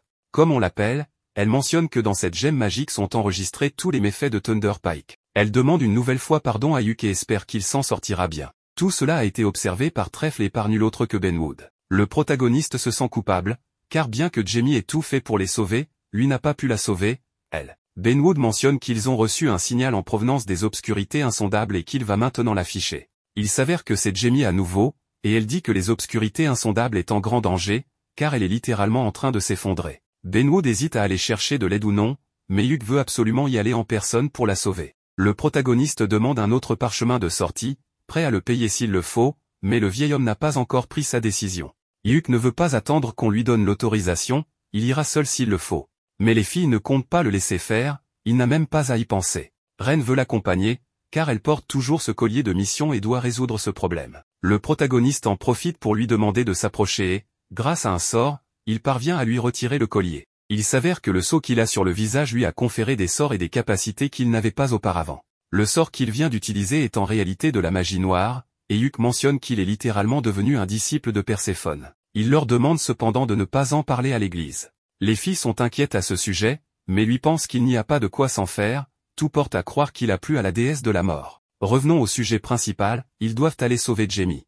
Mais juste devant la porte, un certain Bézio tente d'entrer. Il croit que Simon a rempli son objectif, mais le protagoniste lui fait comprendre qu'il se trompe. Il lui annonce que Simon est apparemment mort, mais Bézio ne le croit pas, car il était censé avoir un contrôle total sur Ren. Évidemment, celle-ci intervient et lui donne une leçon, mais le protagoniste l'arrête avant qu'elle n'aille trop loin. Il lui explique que Bézio est un marchand influent, et lui ôter la vie pourrait entraîner de graves conséquences. Il révèle qu'il est derrière tout cela, et maintenant que Ren est au courant, elle lui remet son collier de mission et le menace, s'il refait surface, il souffrira de la pire des façons. Elle lui fait également comprendre qu'elle appartient désormais au protagoniste, ce qui choque toutes les autres. Le protagoniste veut en profiter pour lui laisser un dernier cadeau, il lui lance une sorte de malédiction. Si Bézio s'approche de Ren volontairement, son sang commencera à bouillir. Mieux vaut pour lui être prudent. Durant la nuit, tout le groupe s'est réuni et a préparé tout le nécessaire pour aller secourir Jamie. Elle pense que tout est prêt, mais le protagoniste leur rappelle que l'essentiel manque encore, le parchemin de sortie. Le problème, c'est qu'ils sont rares, et personne ne sait si Benwood a pu en obtenir un par miracle. Quelqu'un frappe à la porte. Cette fois, c'est Lucène du groupe Scordia. Ce bel homme tend au protagoniste son précieux parchemin de sortie, mais avant cela, il veut savoir pourquoi diable il veut retourner dans les obscurités insondables. Le protagoniste répond que c'est pour sauver une amie qui, d'ailleurs, lui a récemment sauvé la vie. Lucène accepte cette explication et lui remet le parchemin. Pour lui, l'essentiel est que le protagoniste comprenne ce qui est réellement important pour un véritable aventurier. Néné mentionne que, selon les rumeurs, Lucène a perdu la majeure partie de son groupe dans un donjon. Une fois à l'entrée, Benwood leur rappelle que s'ils retournent dans les obscurités insondables, ils seront punis, car ils ont déjà terminé le donjon. Mais, par inquiétude, ils n'en tiennent pas compte. Le protagoniste lui annonce qu'il ne compte pas faire marche arrière. Le vieil homme veut savoir s'il pense réellement pouvoir retrouver Jamie.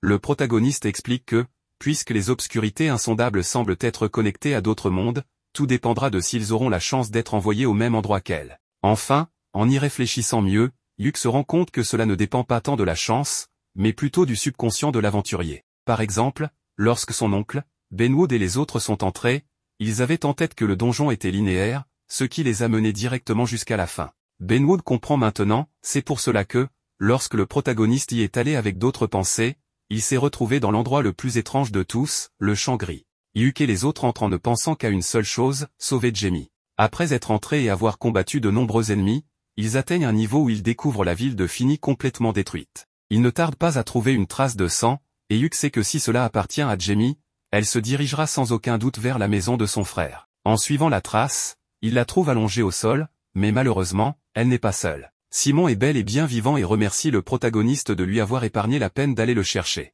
Mais Hugues sait que cet homme n'est pas Simon.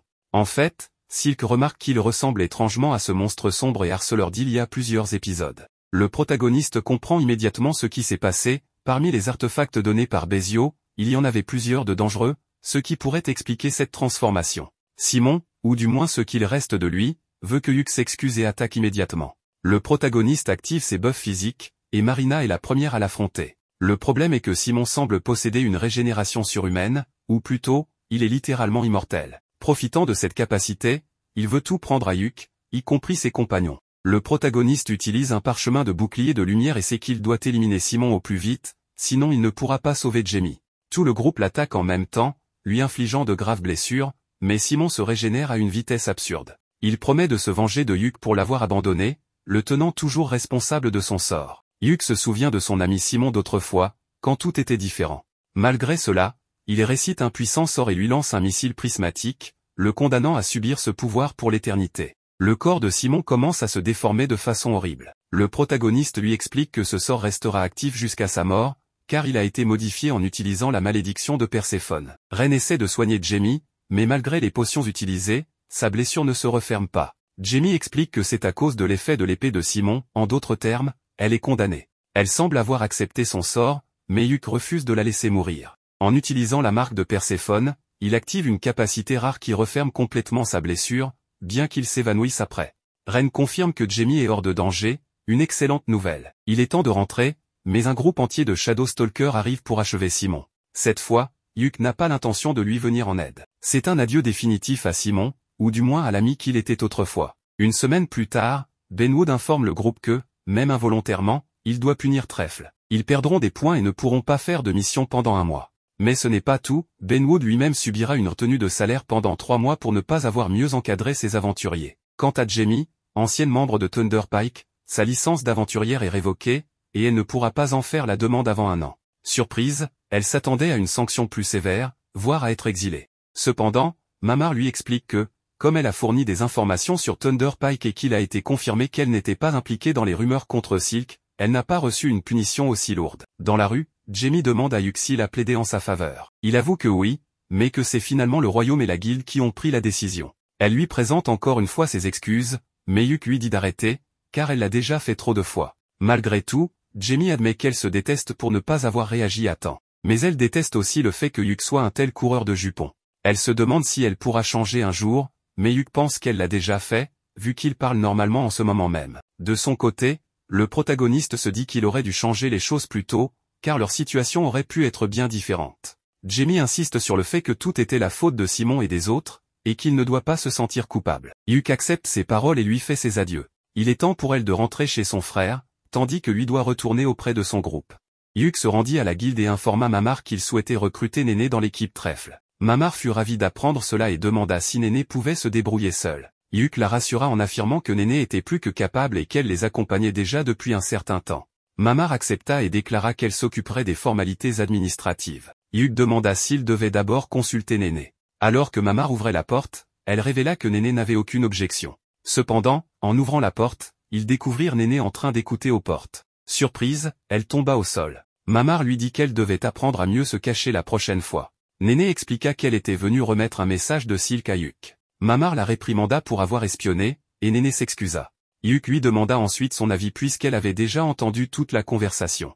Néné avoua qu'elle voulait demander la permission de les rejoindre mais qu'elle craignait de causer des problèmes. Yuk la rassura en lui affirmant que cela ne posait aucun souci et qu'il comptait sur elle. Il lui tendit alors la main, ce qui ravit Néné, qui la serra avec enthousiasme à plusieurs reprises. Mamar avertit Néné de ne pas causer de problème à l'équipe. Néné promit qu'elle accomplirait ses tâches avec sérieux. Mamar prit ensuite Néné dans ses bras, lui disant qu'elle lui manquerait et qu'elle se sentirait seule sans elle. Elle lui demanda d'écouter Yuk, car il était désormais son chef, et lui confia entièrement sa responsabilité. Yuk acquiesça et emmena Néné avec lui. En sortant, Yuk lui demanda quel était le message qu'elle devait lui transmettre. Elle lui remit une lettre et lui dit qu'il comprendrait en la lisant. Après avoir lu la lettre, Yuk suggéra d'aller voir Jamie. Jamie était en train de ranger des livres sur les étagères de la bibliothèque à l'aide de sa magie lorsque Yuk et Néné entrèrent. Yuk la complimenta sur son efficacité, et Jamie répondit humblement que ce n'était rien d'extraordinaire. Elle fit ensuite remarquer à quel point la pièce était devenue en désordre. Yuk expliqua que Benwood l'avait laissée ainsi après avoir laissé la salle sans utilisation. Jamie estima qu'il lui faudrait une semaine pour tout remettre en ordre, ce qui surprit Néné. Jamie expliqua qu'elle travaillerait dur et qu'une semaine lui semblait un délai raisonnable. Néné s'étonna, avouant qu'il lui faudrait des mois pour y parvenir. Jamie remercia ensuite Yuk d'avoir demandé au chef de la guilde de lui permettre de travailler là pour aider à financer le traitement de son frère Tech. Yuk s'enquit de la santé de son frère, et Jamie répondit avec joie que grâce aux médicaments fournis par Yuk, Tech allait beaucoup mieux. Elle lui exprima sa gratitude et demanda s'il avait besoin de quelque chose d'autre. Yuk lui annonça que Silk l'avait invité à dîner ce soir pour une discussion importante. Jamie demanda de quoi il s'agissait, mais Yuk avoua ne pas en être certain. Cependant, il fit remarquer que son service touchait à sa fin, ce qui tombait à point nommé. Jamie accepta sans hésiter. Alors qu'ils marchaient ensemble, Jamie remarqua que la ville n'accumulait pas de neige. Néné mentionna qu'elle n'aimait pas le froid et préférait la chaleur. Yuk se remémora son village natal, couvert de neige, et se rappela des jeux avec Simon et ses enfants. Il s'arrêta soudainement, ayant une pensée soudaine. Jamie et Néné remarquèrent son trouble, et Jamie fit remarquer que ses pensées étaient clairement visibles sur son visage. Néné ajouta que les autres filles s'inquiétaient aussi pour lui. Jamie le rassura en lui disant que quoi qu'il pense, cela lui correspondait, car il avait tendance à être imprudent. En arrivant chez eux, Yuk tint la porte ouverte et invita les filles à entrer en disant « Les dames d'abord ». Jamie trouva son geste inhabituel et plaisanta en disant qu'il devrait aussi leur ouvrir la porte de manière plus élégante. En entrant, elles furent surprises par une pluie de décorations.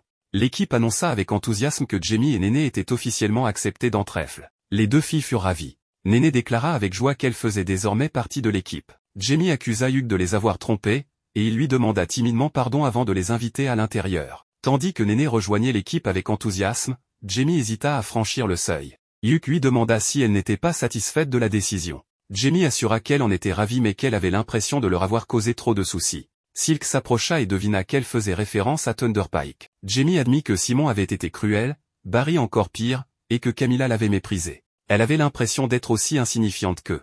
Silk la rassura en lui disant que tout cela appartenait au passé et qu'elle faisait désormais partie de leur équipe. Elle lui rappela qu'elle leur avait sauvé la vie. Le reste de l'équipe se rassembla autour d'elle, lui prenant les mains et lui affirmant qu'elle était l'une des leurs et qui lui devait la vie. Ils reconnurent aussi ses compétences en tant qu'éclaireuse et son importance pour l'équipe. Hugh lui dit que le passé était derrière eux et qu'ils avanceraient ensemble en tant qu'équipe. Jamie, bouleversé, acquiesça et se mit à pleurer. Les filles l'entourèrent immédiatement d'une étreinte chaleureuse. Hugh déclara qu'il était temps de célébrer, et ils préparèrent un festin. Il annonça qu'il fêterait l'intégration officielle de Néné et Jamie à l'équipe. Maria fit remarquer qu'ils étaient maintenant 6 membres et demanda si un trèfle n'avait normalement que 4 feuilles. Jamie expliqua que dans le langage des fleurs, un trèfle pouvait symboliser la gloire ou le prestige. Maria complimenta Jamie sur son intelligence, et Hugh approuva en déclarant « La gloire, ça sonne bien ». Il déclara ensuite que leur objectif serait d'élever l'équipe trèfle à de plus grands sommets. Ils trinquèrent ensemble. Plus tard dans la nuit, Hugh accompagna Jamie chez elle. Elle s'excusa de lui avoir demandé de l'accompagner. Il la rassura en disant qu'il ne pouvait pas la laisser rentrer seule la nuit. Il avoua ensuite que lorsqu'il était arrivé en ville, il avait été fasciné par sa beauté éclatante, différente de tout ce qu'il avait connu. Jamie plaisanta en lui demandant si son opinion avait changé.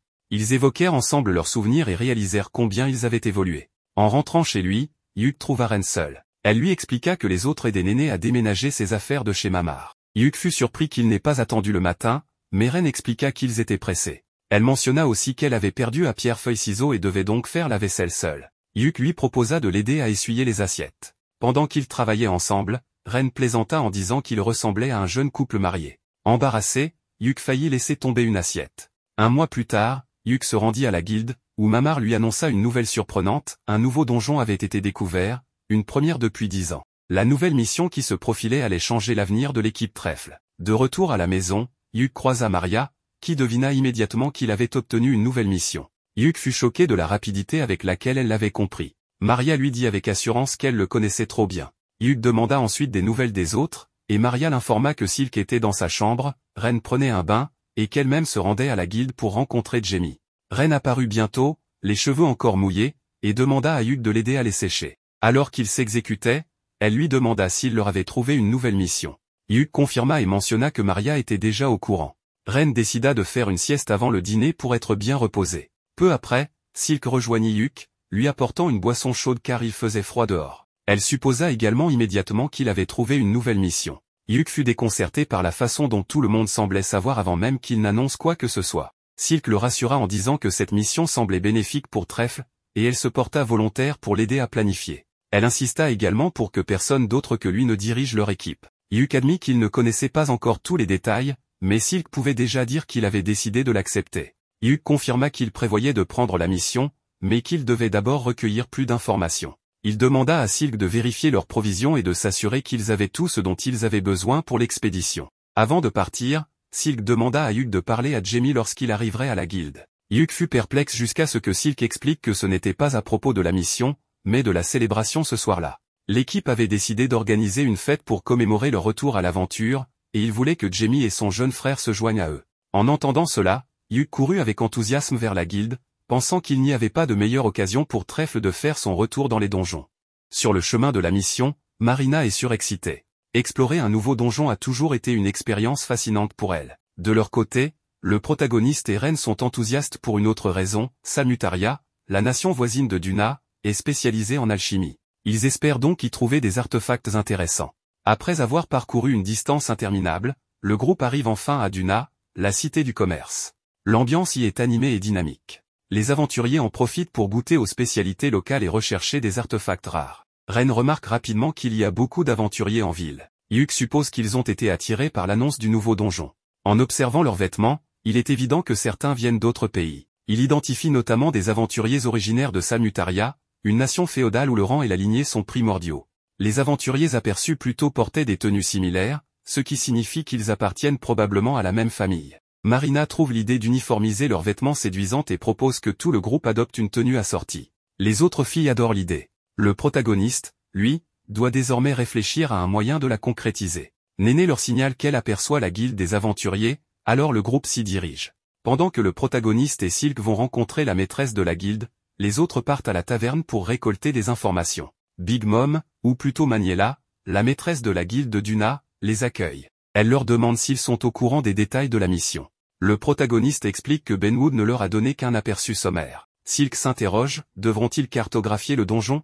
Maniela répond que ce ne sera pas nécessaire. Une fois l'exploration terminée, elle engagera des professionnels pour cette tâche. Concernant les objets trouvés, elle précise que tout ce qu'ils récupèrent leur appartient, à condition que ces artefacts passent une inspection préalable. Celle-ci servira à les enregistrer dans la base de données et à s'assurer qu'ils ne sont pas dangereux. Voyant Huck la regarder avec suspicion, Maniela plaisante, elle ne trame rien de louche. Mais elle le félicite tout de même pour sa méfiance, une qualité précieuse, surtout lorsqu'on est entouré de filles aussi charmantes. Le protagoniste s'excuse, mais Maniela n'en prend pas ombrage. Désormais, ils sont partenaires d'affaires. Elle veut savoir quand ils comptent entrer dans le donjon. Silk propose qu'ils se reposent d'abord quelques jours après ce long voyage. 3 jours plus tard, ils s'aventureront enfin dans le donjon.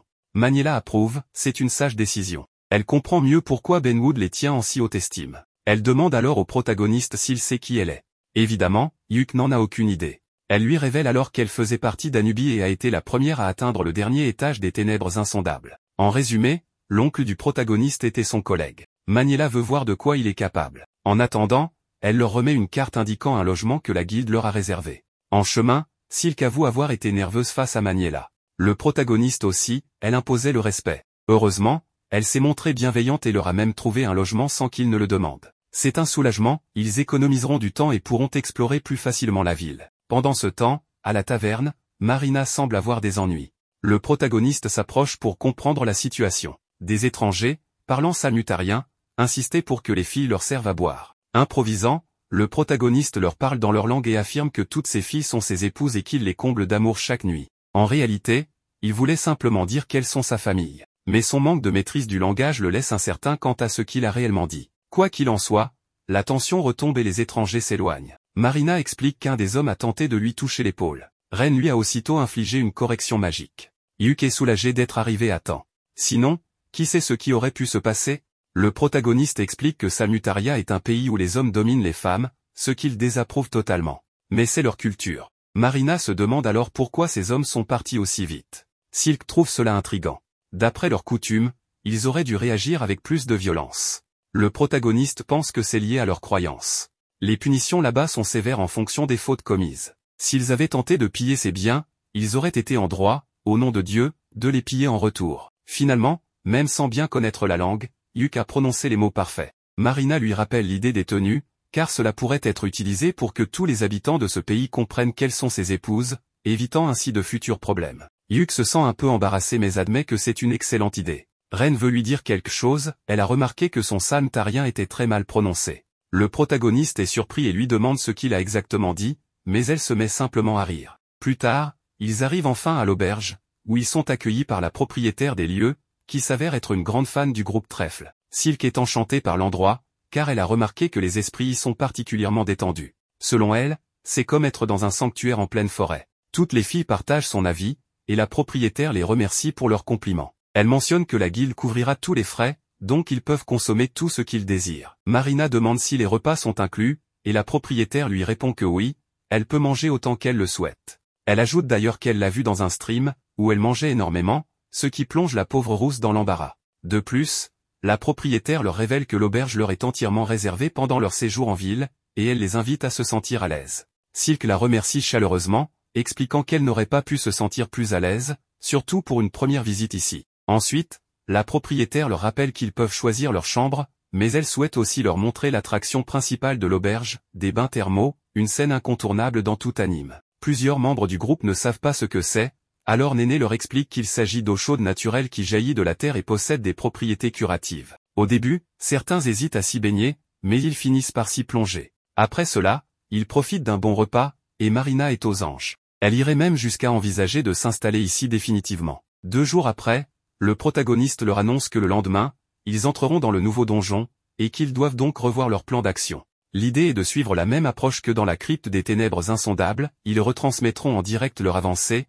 en essayant d'aller aussi loin que possible. Il est probable qu'à partir du 5e étage, l'accès à la crypte soit ouvert au public. Pour l'instant, on sait seulement que le premier niveau est un canal souterrain. Quant aux autres, leur emplacement et les types de monstres qui s'y trouvent restent inconnus. Toutefois, ils ont une vague idée des créatures qu'ils pourraient rencontrer, et il est évident qu'ils seront en compétition avec d'autres groupes pour être les premiers à la terminer. Néné demande qui sont les autres équipes, et le protagoniste explique qu'il y a les Fullbound, un groupe de Rambé originaire de Duna, ainsi que Misty, un autre groupe de Rambé venant de la capitale. Et bien sûr, il y a eux, le groupe Trèfle. Il insiste sur le fait qu'ils ne doivent pas se focaliser sur la compétition, car s'ils ne pensent qu'à gagner, ils risquent de commettre des erreurs. Ils devront simplement agir comme d'habitude. Yuk rappelle également que leur mission principale est d'explorer les 5 premiers étages avant leur ouverture au public. En étudiant le premier étage, ils pourront déjà se faire une idée de la dangerosité de l'endroit. Le protagoniste avertit ensuite Néné qu'elle ne pourra pas utiliser son détecteur éolien dans la crypte à cause des courants d'eau souterrains.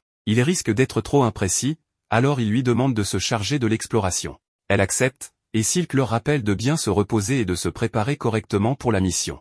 Le lendemain, une fois arrivés au lac près de la crypte, Maniela leur montre une grande cabane servant de centre de commandement, où des membres de l'Académie royale sont présents. Elle leur explique qu'ils pourront tout observer grâce à un artefact apporté par les sages, qui permet de faire fonctionner des tablettes pour suivre leur progression en direct. Marina demande comment s'appelle la crypte, mais Maniela leur rappelle que, comme personne ne connaît encore son intérieur, elle n'a pas encore de nom.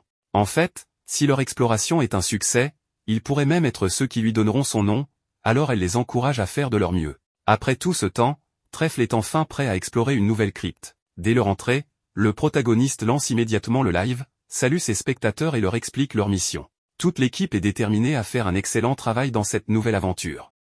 Le groupe discute et exprime une certaine nervosité face à cette nouvelle exploration. Néné arrive pour avertir qu'il y a quelque chose d'inconnu au fond. Il est évident qu'ils doivent aller explorer, tandis que les autres observent la diffusion en direct. En arrivant, ils remarquent d'étranges chaînes. Yuk décide alors d'attaquer par surprise, mais pas avant d'avoir activé ses enchantements physiques. Cette chose est bien un monstre et attaque immédiatement. Le protagoniste remarque que, malgré son apparence, il est extrêmement résistant. Il tente de l'arrêter, mais cela ne produit aucun effet. Finalement, c'est Ren, avec son sort de foudre, qui l'affaiblit, et un coup d'épée de Marina qui vient terminer la créature en beauté. La question qui se pose maintenant est, qu'était donc cette chose? Ren affirme qu'il s'agissait d'une créature magique, bien qu'il ait ressenti une certaine impureté en elle. Silk est d'accord, car elle semblait être un mort-vivant doté d'énergie vitale. Étant donné que cette créature troublait les esprits, il est probable qu'elle soit similaire à un démon. Le protagoniste espère que les sages de l'Académie pourront en découvrir plus et décide donc de leur apporter des indices. Il trouve un anneau, mais lorsqu'il tente de l'analyser, il ne peut obtenir aucune information, ce qui est déjà très inhabituel. L'objet semble imprégné d'une magie étrange, et une fois encore, ce sera aux sages de l'Académie de l'examiner. Néné suit la trace des chaînes en espérant obtenir des informations sur ce qui se trouve au-delà. Le protagoniste ne sait pas quoi penser, cette créature d'il y a un instant était très puissante, et savoir qu'elle se trouvait au premier niveau du donjon est terrifiant. Marina fait remarquer que cette chose était étrange, mais qu'elle avait l'impression qu'il s'agissait d'un être humain. Cela semble insensé, bien sûr, mais elle explique que, grâce à sa classe de samouraï, elle peut ressentir la nature des créatures qu'elle abat. Ren est d'accord avec elle. Yuk suppose alors qu'il s'agissait peut-être d'une possession démoniaque. Néné revient et explique qu'elle a trouvé des escaliers, mais qu'ils montent au lieu de descendre, ce qui est très inhabituel. De plus, elle a trouvé l'endroit d'où venait l'homme enchaîné. Lorsqu'ils arrivent, le protagoniste est surpris, car ce lieu ne ressemble en rien à la tanière de cette créature. Tout est bien ordonné. Il trouve un livre, et Ren l'inspecte avec une compétence qui confirme qu'il n'est pas maudit. Yuk remarque qu'il semble s'agir d'un journal, mais dans une langue inconnue. Ne sachant pas quoi faire pour l'instant, le protagoniste décide d'aller jusqu'aux escaliers pour se reposer et discuter des prochaines décisions à prendre. Une fois là-bas, les filles trouvent étrange la lumière qui brille au-dessus d'eux, car elle ressemble à un coucher de soleil. Cela rappelle Simon au protagoniste et le met très mal à l'aise. Il décide d'arrêter temporairement la diffusion et d'analyser l'état de l'équipe, mais Ren lui demande de ne pas faire semblant d'être fort et lui ordonne de se reposer un peu. Quelques minutes plus tard, Yuk se réveille, se sentant beaucoup mieux. Il remarque que cette lumière a une teinte similaire à celle du coucher de soleil lors de son combat contre Simon. Cependant, il assure aux autres qu'il ne faut pas trop s'inquiéter, car il s'agit simplement d'un mauvais souvenir, d'un genre de traumatisme. Les filles l'enlacent et lui demandent de leur dire lorsqu'il ne se sent pas bien. Le protagoniste sait qu'elles ont raison et s'excuse de ne pas leur avoir dit qu'il se sentait mal à ce sujet. Mais maintenant, il va beaucoup mieux, donc il n'y a plus de raison de s'inquiéter. Hyuk demande s'il devrait continuer à explorer le premier étage ou monter les escaliers.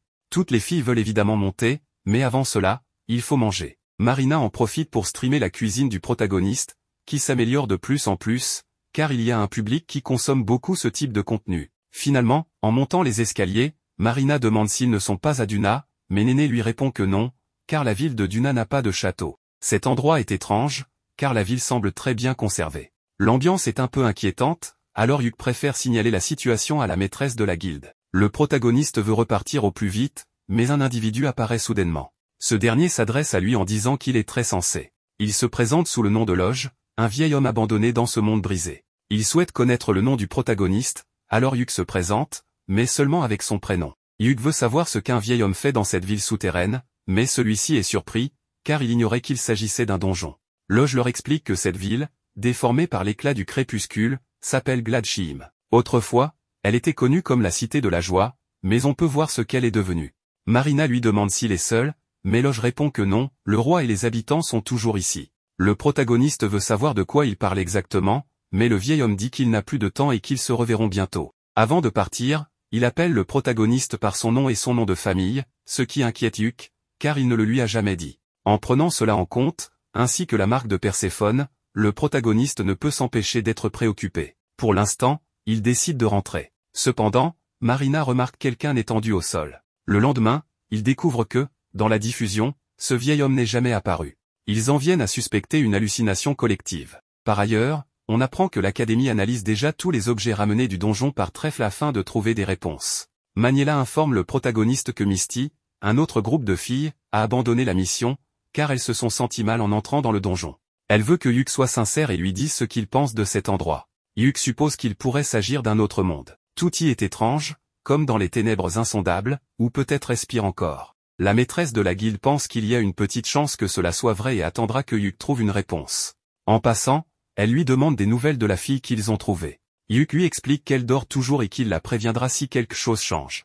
Le protagoniste voit alors un message se diriger vers les filles. En arrivant, il apprend que le comte Crowder, le grand-père de Ren, vient d'annoncer une très mauvaise nouvelle. Marina lui demande si elle est de la noblesse, mais Ren répond que non, elle est une fille non reconnue. Sa mère a été expulsée de la maison du comte après être tombée enceinte. Elle est ensuite tombée malade et est morte. Ren a pu entrer à l'académie de magie grâce à un membre de sa famille et, avec le temps, elle est devenue aventurière. Le protagoniste lit la lettre et découvre que la famille Crowder, c'est-à-dire la noblesse du grand-père de Ren, veut qu'elle épouse un prince pour être utile, au lieu d'être une simple aventurière inutile, selon eux. Cela inquiète beaucoup Ren, mais Marina a une idée de génie, ignorer la lettre. Après tout, elle ne mentionne même pas son nom. Il décide donc de ne pas en tenir compte. Hyuk est d'accord et, au pire, il dira qu'il l'a jetée, pensant à une mauvaise plaisanterie. Après l'avoir brûlée, Hyuk demande à Néné si elle peut demander à Mamar d'obtenir des informations sur le comte Crowder, le grand-père de Ren, ainsi que sur le prince de Salmutaria, son prétendu futur mari. Néné ne comprend pas pourquoi il veut ça, mais Hyuk lui explique qu'elle est bien informée. Si elle trouve une preuve que Ren est bien la fille du comte, il faudra l'éliminer pour éviter les ennuis. Pour l'instant, Hyuk demande aux filles de préparer la prochaine mission pendant qu'il parle seul avec Ren. Il lui annonce qu'il va lui proposer une folie, mais qu'elle n'est pas obligée d'accepter. De manière totalement inattendue, il lui propose un mariage temporaire. Ainsi, ils éviteront de nombreux problèmes dans ce pays et aucun homme ne pourra tenter de s'approprier Ren. Ren accepte sans hésiter, mais on sait bien que c'est parce qu'elle est éperdument amoureuse de lui. Le lendemain matin, la maîtresse de la guilde annonce que l'enquête se poursuivra, mais qu'il ne reste que 2 groupes disponibles. Elle leur demande donc de donner leur maximum. Un homme du nom de Zakar, chef du groupe Fullbund, est très enthousiaste à l'idée de la mission. Cependant, il demande au protagoniste et à son équipe de rentrer chez eux. Évidemment, Hyuk l'ignore, car cela n'a aucun sens. La maîtresse de la guilde informe ensuite Hyuk que son plan de mariage avec Ren fonctionne à merveille, mais elle lui demande s'il compte vraiment le faire temporairement, car ça ne semble pas être le cas. Trèfle est sur le point de retourner dans le donjon. La nouvelle mission est d'explorer la capitale du crépuscule pour comprendre ce qu'elle est et quel type de vie s'y trouve. Dès leur entrée, le protagoniste remarque que l'endroit est encore plus lumineux qu'avant. Silk propose alors de comparer les enregistrements une fois de retour au camp. Elle demande aussi à Ren si elle va bien, car elle la trouve étrange depuis ce matin. Ren lui répond que tout va bien, après tout, un de ses rêves vient de se réaliser. Silk ne comprend rien, et Hyuk préfère éviter le sujet. Mais soudain, Néné leur signale quelque chose d'anormal sur la place. Tout indique que c'est quelque chose d'effrayant. Ces créatures ressemblent aux bêtes à chaînes. Curieuse, Néné s'approche pour enquêter, mais dès qu'elle se place devant les monstres, elle se fige complètement, incapable de bouger. Les monstres profitent de l'immobilité de Néné pour l'attaquer, mais Yuk accourt juste à temps pour la sauver. Une fois en sécurité, Néné reprend ses esprits et remercie Yuk de lui avoir sauvé la vie. Elle lui explique qu'en regardant les monstres dans les yeux, elle a été paralysée, incapable de bouger un seul muscle. Yuk décide alors qu'ils doivent combattre ces monstres à distance. Il demande à son ami Silk d'utiliser des flèches enflammées, et à Ren de lancer de la magie de glace. Comme les monstres ressemblent à des cocons d'insectes, il pense que les variations de température pourraient les affecter. Tout le monde libère alors sa pleine puissance magique pour les vaincre. Après le combat, Marina semble un peu distraite. Yuk vient lui parler pour savoir si elle va bien. Elle lui demande un peu de temps pour rassembler ses pensées. Plus tard, pendant qu'il se repose, Marina lui avoue que pendant le combat, elle avait l'impression de se battre contre des humains. Elle a ressenti cette étrange sensation quand elle a tranché la colonne vertébrale de l'une des créatures. En tant que samouraï, elle sait reconnaître cette sensation unique quand elle tranche un corps humain, ses instincts la préviennent. Yuk lui propose de couper quelque chose à proximité pour comparer la sensation, mais elle lui répond qu'elle a déjà essayé dans la pièce d'à côté, sans certitude. Elle pense que c'est peut-être parce que ses instincts de samouraï ne sont pas encore pleinement développés, elle ne ressent cette sensation que lorsque la vie d'un être est réellement en danger. Peu à peu, tout le monde commence à se rendre compte que quelque chose cloche dans le donjon. Silk remarque que les esprits sont instables, comme s'ils essayaient de communiquer sans parler la même langue. Les réponses qu'ils donnent ne correspondent pas à la situation. Elle compare cela à l'endroit où Perséphone avait été autrefois piégée. Ren ajoute que l'atmosphère dans le donjon est différente également. Silk demande ce qu'ils comptent faire ensuite. Yuk répond qu'ils vont remonter à la surface, car il veut voir toute la ville de ses propres yeux. Une fois à la surface, il réalise à quel point le donjon est immense. Yuk leur dit alors qu'ils devraient aller au château pour l'inspecter de l'intérieur. En s'y rendant, il remarque un silence étrange, anormalement pesant, alors que Loge leur avait dit qu'il y avait encore des gens ici. Il commence à soupçonner que Loge n'était peut-être qu'une hallucination. Ren mentionne qu'elle porte l'anneau de clarté mentale que Yuk lui a donné, mais il ne bloque pas les interférences mentales. C'est alors qu'ils aperçoivent le vieil homme, Loge, devant les portes du château. Il les accueille au château de Vaudan. Yuk lui demande ce qui est arrivé à la ville. Loge répond qu'elle est corrompue par le crépuscule. Les habitants ont été sauvés à un tel point qu'il est désormais impossible de les sauver à nouveau. Yuk l'interroge ensuite sur les monstres, étaient-ils autrefois humains? Loge répond que non. Yuk lui demande enfin la signification des anneaux dorés. Loge lui dit qu'il s'agit d'un objet connu sous le nom de l'or unique. Quand il lui demande à quoi servent ces anneaux, il répond simplement qu'ils connaissent déjà la réponse. Puis, il disparaît sans laisser de traces. Avant de disparaître, il dit à Yuk de laisser la vérité venir à lui. À ce moment-là, les portes du château s'ouvrent, leur permettant d'entrer. Yuk se rend alors auprès du commandant et lui fait son rapport. Le château contient un jardin, un terrain d'entraînement et des écuries, mais aucune issue vers l'intérieur profond. Le vieil homme, Logi, ne réapparaît plus. Pendant la retransmission, la commandante déclare à Yuk qu'ils sont probablement tous victimes d'une hallucination collective. Elle soupçonne une interférence magique. Le vicomte Bodman s'adresse ensuite à Yuk, en le remerciant pour son travail et en déclarant que l'Académie apprécie ses efforts. Il souhaite même voir cette mystérieuse ville de Duna de ses propres yeux, affirmant que l'Académie se tiendra toujours aux côtés des aventuriers. Mais il ajoute aussi qu'il soupçonne que Duna ait été scellée pour une raison, et que son accès pourrait être interdit. Concernant les matériaux récupérés sur les monstres, l'analyse est désormais terminée. Yuk lit le rapport, les matériaux proviennent bel et bien de corps humains. Leur soupçon était donc juste depuis le début. Bodman est surpris qu'ils aient pu deviner cela. Yuk explique qu'une des membres de son équipe possède une fonction de samouraï, et qu'elle a ressenti cette sensation étrange, comme si elle tranchait un être humain. Bodman leur dit alors qu'il est désormais interdit aux aventuriers ordinaires d'entrer à Duna. C'est trop dangereux. Si d'autres y pénètrent, cela pourrait provoquer encore plus de dégâts, voire une catastrophe. Cet endroit est extrêmement dangereux. Yuk se tourne vers la commandante et Bodman et leur dit que c'est exactement ce que Marina avait ressenti. Elle avait même eu l'impression de découper un humain en tranchant un pilier. Il sort ensuite des morceaux du sol et des matériaux récupérés à Duna. La commandante appelle un garde et lui demande s'ils ont reçu des carreaux et des pierres de la part du jeune homme. Le garde répond que l'évaluation officielle n'est pas encore terminée, elle le sera demain. La commandante ordonne alors qu'on aille réveiller l'agent d'évaluation et qu'on le secoue un peu pour obtenir les résultats immédiatement. Après cela, Yuk pose une question sur les anneaux. Bodman lui répond qu'ils ont déjà commencé à forger les matériaux demandés par Ren. Bodman révèle alors à Yuk une information très importante, ce qui est arrivé à Misty. Yuk répond qu'elle a quitté la mission après être tombée malade. Bodman comprend tout de suite ce que cela signifie. Apparemment, certaines personnes qui suivaient les diffusions ont été affectées également. Ils ont observé plusieurs cas, allant de simples malaises à des crises de violence soudaines. Il est raisonnable de penser que quelque chose dans la diffusion en est la cause. Yuk commence à suspecter que cette étrange lumière pourrait être à l'origine du problème, peut-être qu'elle affecte l'esprit des gens. Il se souvient alors de ce que Loge avait dit, que cette ville est souillée par le crépuscule, et que ses habitants sont au-delà du salut. Baudement ajoute ensuite que l'enquête sera temporairement suspendue. Ils ont demandé au gouvernement de décider s'il faut complètement interdire l'accès au donjon. Il se tourne vers Yuk et lui dit qu'ils ne lui demanderont pas d'y retourner pour le moment. Il souhaite qu'il reste à Duna en attendant. Yuk hoche la tête et accepte. De retour à Duna, Néné lui annonce que la prêtresse est devenue étrange. Yuk entre dans la pièce et la découvre dans une forme troublante. Il demande ce qui lui est arrivé. Ren répond qu'aucun événement particulier n'a causé cela. La prêtresse s'adresse alors à Yuk. Elle lui dit qu'elle l'attendait et qu'autrefois, elle était connue comme la véritable prêtresse dorée. Yuk est choqué en entendant cela. Elle poursuit en disant qu'il ne reste que peu de temps. Le monde dans lequel ils vivent est menacé par un événement appelé l'écrémage. Yuk, surpris, demande ce que c'est. Silk répond que cela signifie éliminer ce qui est jugé inutile. La prêtresse explique alors que leur monde commence à se manifester sous une forme capable de tout détruire. Elle a entrevu une distorsion du crépuscule, une conscience gonflée qui, un jour, engloutira ce monde. Le crépuscule, dit-elle, est la lumière du coucher du soleil, source de l'écrémage. Yuk comprend alors ce qu'il craignait, cette lumière a contaminé les membres de Misty. La prêtresse lui répond qu'il a déjà franchi les limites entre les mondes auparavant, et qu'il est profondément lié au crépuscule. Tant qu'il ne s'enfonce pas trop loin, il y a peu de risque qu'il soit englouti. Elle lui conseille de retrouver Loge, qui sait tout. Silk ajoute qu'ils ont déjà rencontré ce vieil homme plusieurs fois, mais qu'il a toujours refusé de leur révéler quoi que ce soit. La prêtresse leur dit qu'ils doivent le faire parler.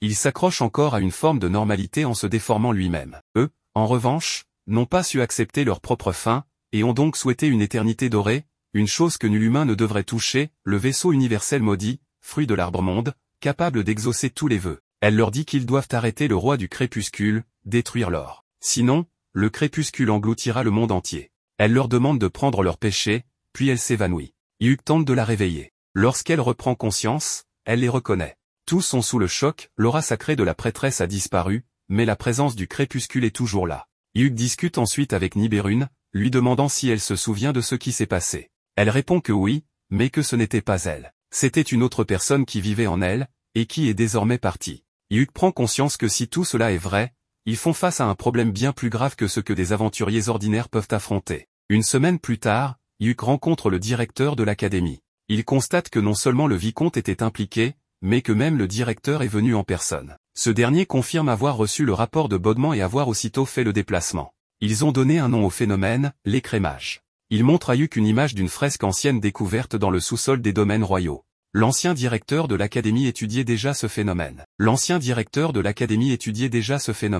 L'écrémage est une grande épreuve. Il y a toujours eu des indices sur l'existence de mondes parallèles. Normalement, ils n'interagissent pas, mais parfois, ils tentent de se superposer. Cet événement massif décide quel monde a le droit de survivre. D'après ce qu'ils savent, ce n'est pas leur monde qui en est à l'origine. Cela a été imposé par quelque chose d'autre, la ville du crépuscule. Yuk se souvient alors de ce qu'avait dit Nibérune. Elle avait donné l'impression que ce problème avait été imposé à leur monde par pur hasard. Le directeur confirme que l'écrémage est déjà en cours. Il compte sur Yuk pour y faire face. Il ajoute qu'un contre-mécanisme est censé se mettre en place, une sorte de protection naturelle pour défendre leur monde contre l'écrémage.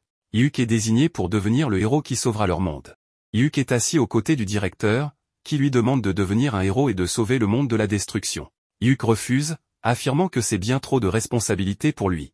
Le directeur réplique que personne d'autre ne peut accomplir cette tâche à part lui, et que s'il refuse, il promouvra un autre membre de trèfle au rang A pour lui confier la mission. Il cherche clairement à motiver Yuk. Le directeur lui dit ensuite qu'il lui rappelle son oncle Saga dans sa jeunesse, bien qu'un peu plus réservé. Yuk est surpris qu'il connaisse son oncle, et le directeur lui explique qu'ils étaient de vieux amis.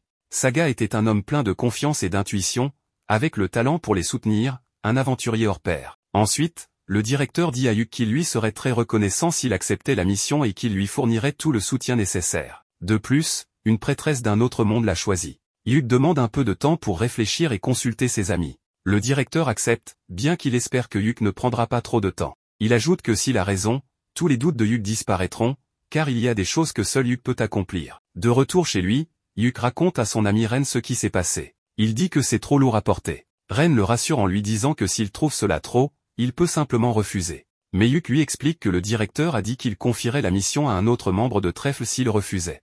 Il ne voit pas d'inconvénient à retourner à la ville crépusculaire, mais sauver le monde, c'est trop. Ren lui dit qu'il est le seul à qui elle pourrait jamais confier une telle mission. Elle croit qu'il lui suffit d'agir comme l'aventurier qu'il a toujours été. Elle promet de rester à ses côtés quoi qu'il arrive et de ne jamais le laisser seul. Elle dit que si elle s'appuie ainsi sur lui, c'est parce qu'elle sait qu'il est inquiet, et quand cela arrive, il ne fuit jamais. Elle sait qu'il est le plus fort de leur groupe. Quelques jours plus tard, la scène se déplace vers une réunion de toutes les équipes de la guilde, en présence du directeur et du chef de la guilde. Le directeur s'adresse au chef d'équipe à propos de la mission. Il veut que les équipes Scordia, Fulbund, Carmine et Trèfle participent. Si les conditions pour sceller Gladshim sont remplies et qu'ils réussissent le défi, leur tentative sera diffusée, mais uniquement aux membres sélectionnés de l'Académie et de la Guilde des Aventuriers, afin d'éviter la panique générale causée par la lueur du crépuscule. Zakar intervient alors, affirmant qu'une équipe de Rance et comme Trèfle ne devrait pas participer à la mission. Le directeur répond qu'ils ont exploré les ténèbres insondables, le donjon le plus difficile connu, et qu'ils ont accompli des progrès concrets dans la mission, obtenant même temporairement le rang A. Zakar les moque, disant qu'ils n'ont franchi que quelques niveaux de l'abîme, ce qui est dérisoire selon lui. Lucent l'interrompt, en désaccord avec Zakar, et lui dit que, s'ils entrent dans l'abîme avec cet état d'esprit, cela finirait en catastrophe. Zakar se fâche, prenant cela comme une insulte à ses compétences, pensant que Lucent insinue qu'ils ne sont pas aussi bons que Yuk. Marona intervient alors et lui ordonne de se taire, rappelant à tout le monde qu'ils doivent coopérer pour surmonter ce défi. Elle admet que l'équipe Trèfle a peut-être un peu moins d'expérience, mais que travailler ensemble faciliterait la mission. Frustré, Zakar s'éloigne en colère vers la forêt. Le directeur s'adresse alors à Lucent, lui disant qu'il compte sur lui, surtout puisque très peu de personnes sont revenues vivantes des ténèbres insondables. Ensuite, Lucent et Marona partent, et le directeur se tourne vers Yuk. Il lui dit qu'il a eu raison de garder secrète l'affaire du héros, car cela aurait été bien plus chaotique si Zakar l'avait appris. Il informe aussi Yuk que l'équipement demandé par Ren est presque prêt. Yuk répond qu'il fera tout ce qu'il peut. La scène passe à Yuk et ses compagnons, qui ont réuni toutes les informations possibles sur la mission, mais ignorent toujours comment entrer dans le château. Ren propose alors que Niberune les aide, pensant qu'elle a un lien avec Gladshim. Elle sait que ce sera dangereux, mais sans qu'ils doivent l'emmener avec eux. C'est alors que Lucent arrive. Ils souhaitent discuter de leur plan et leur annonce qu'ils devront aussi protéger Niberune. Il leur demande si cela suffira, ajoutant que le directeur considère la prêtresse dorée comme une invitée d'honneur. Si les choses tournent mal, ils pourront se replier. Il sait que Yuk comprendra, car le donjon est déjà dans un état si instable qu'il pourrait provoquer un débordement artificiel. La scène change encore, cette fois à l'entrée du donjon, où toutes les équipes participantes à la mission sont rassemblées, mais elles ne peuvent pas entrer. C'est alors que Loge apparaît. Moria, le magicien alchimiste de Scordia, comprend qu'il ne s'agit pas d'une hallucination. Loge salue Niberune et lui demande comment elle va. Niberune est choquée qu'il la connaisse, car elle ne le reconnaît pas. Yuk intervient, disant à Loge que la prêtresse dorée lui a demandé de s'assurer qu'il partage tout ce qu'il sait.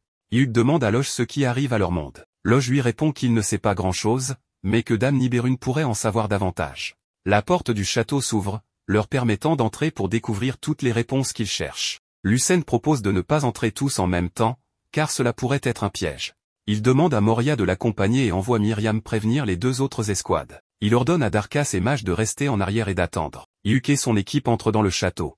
Une fois à l'intérieur, ils découvrent un espace immense. Loge les conduit à la porte des archives royales. En entrant, ils restent stupéfaits par la taille du lieu. Ils n'avaient jamais vu autant de livres réunis en un seul endroit. Loge leur dit qu'il espérait qu'ils trouveraient ici les informations qu'ils cherchent, même s'il n'est pas très à l'aise avec les mots. Moria lui répond qu'il évite simplement de dire certaines choses à voix haute, car cela les rendrait réelles. Yuk lui demande ce qu'il veut dire. Moria explique qu'en tant que mage, il devrait savoir que les mots naissent de la reconnaissance, et que le mana transforme les mots puissants en phénomènes. Il affirme que Loge renferme soit un mana extrêmement puissant, soit une malédiction qui l'empêche de s'exprimer directement. Loge veut parler, mais cache les vérités qu'il essaie de révéler. Moria demande ensuite à Lucent de rapporter tous les livres rouges. Moria se tourne vers Niberune et lui dit que s'il sait lire, alors la véritable aventure commence avec la joie d'acquérir du savoir. Ren utilise sa magie et concentre tout son mana sur la détection et la distorsion. Un livre à la couverture marron apparaît soudainement. Silk perçoit des esprits inhabituels dans le lieu. Elle pense qu'ils sont liés à Gladshim, mais peine à les décrire. Elle ramasse le livre et explique qu'il s'agit de l'esprit d'un livre, un être qui vit dans les objets porteurs d'histoire et de souvenirs. Elle veut en extraire des informations. Il découvre une clé étrange. Yuk demande à Loge si ce livre et cette clé lui appartiennent. Loge confirme, mais dit qu'il ne peut pas en dire davantage. Il assure qu'il n'y a plus de danger dans ce livre. Loge ouvre le livre, et tout le monde est émerveillé. Yuk s'exclame que c'est un livre magique contenant une série de formules magiques superposées, légèrement différentes les unes des autres. Il ajoute que c'est très complexe et difficile à comprendre. Silk intervient. Elle dit qu'elle peut le lire grâce à un petit livre qu'elle possède. Elle pense qu'ils peuvent résoudre ce mystère. Avec Yuk, elle utilise sa magie et tous deux se retrouvent debout sur le livre. Elle explique qu'il voit Biblion, le serpent, l'esprit du livre. Elle croit que les esprits du passé l'ont invoqué pour protéger cette bibliothèque. Biblion prend la parole. Il avertit que ce livre est extrêmement dangereux et demande à chacun de faire attention. Il dit que lire est la voix de l'humanité, mais qu'il l'interprétera à sa manière. Il affirme que les transhumains savent lire, mais ne transmettent pas. Il plonge ensuite le groupe dans les souvenirs du passé pour qu'ils puissent comprendre. La scène se déplace dans une pièce. Yuki trouve un homme mystérieux et lui demande ce qu'il fait. L'homme répond, mais ses paroles restent incompréhensibles. Yuki se réveille soudainement, réalisant que ce n'était qu'un rêve. Les filles lui demandent s'il a découvert quelque chose. Il leur explique que le livre magique est en réalité un manuel technique. Son auteur avait mené des recherches sur la formule magique de multidestruction, une technique déclenchant une réaction en chaîne de sorts. Contrairement à l'attaque de la fusée prismatique, qui fusionne plusieurs sorts en un seul tir, cette méthode fonctionne comme un effet domino. Un sort en déclenche un autre, cassant et reconstruisant en cycle pour obtenir un résultat massif et unifié. Moria trouve cela fascinant. Le livre raconte aussi comment Gladshim est devenue ce qu'elle est aujourd'hui. Gladshim était autrefois la capitale royale d'une nation d'un autre monde. Ce monde abritait de nombreux dieux. Certains combattaient les humains, d'autres les aimaient. Ces dieux façonnaient leur époque. Mais un jour, leur monde fut détruit par un cataclysme nommé les Crémages. Les habitants de la ville, ainsi que leur roi Vodan, étaient de brillants mages. Ils ont élaboré un plan pour fuir leur monde mourant. La magie décrite dans le livre est une magie d'accomplissement de vœux. Yuki pense que le sorcier qui a écrit ce livre ne cherchait pas réellement à exaucer des vœux. Il voulait trouver une solution pour surmonter les Crémages, mais il n'a pas obtenu les résultats escomptés. Son vœu s'est finalement réalisé malgré lui.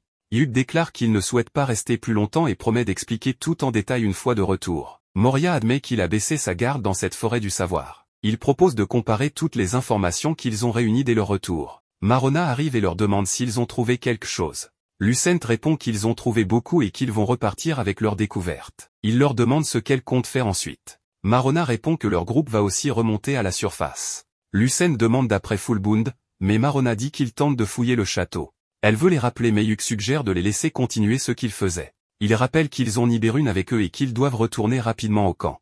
Marina est d'accord. Elle affirme qu'ils ne peuvent pas emmener Niberune avec eux s'ils veulent rattraper les autres. Marona conclut en disant qu'ils vont rejoindre la mission de garde. Elle les invite à se détendre pendant le trajet retour. Ils quittent tous ensemble la bibliothèque. Yuki annonce que le roi Vodan a utilisé tout cet or pour réaliser un seul vœu, et que le Gladshim d'aujourd'hui en est le résultat. Nous voyons le directeur qui rencontre Yuki et le chef de guilde. Yuki leur dit que le donjon est une ville provenant d'un autre monde appelé Gladshim, et que le roi Vodan a tenté de sauver la ville et ses habitants en utilisant un type de magie spéciale pour la transporter à travers les dimensions jusqu'à leur monde. Le directeur lui répond que les habitants de la ville ont disparu et qu'il semble que d'étranges monstres aient désormais pris leur place.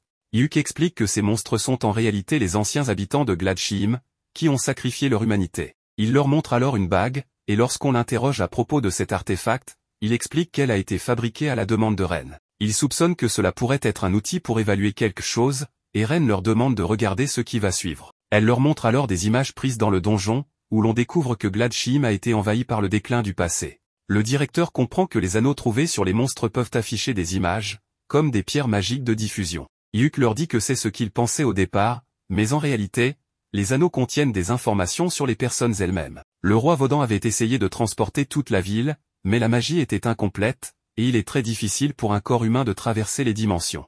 Il a donc pensé que cela pourrait marcher s'il n'était plus humain. L'idée était complètement folle, le roi Vodan possédait un artefact appelé l'or unique, mais ils enquêtent encore sur ce que c'est exactement et d'où il vient. Selon la nonne dorée, ce récipient maudit et polyvalent ne doit jamais être touché par des humains, car il provient de l'arbre-monde et exauce n'importe quel vœu. L'or unique a exaucé le vœu du roi Vodan, créant des anneaux dorés qu'il a ensuite donnés aux gens, accomplissant ce qu'il fallait pour les aider à traverser les dimensions.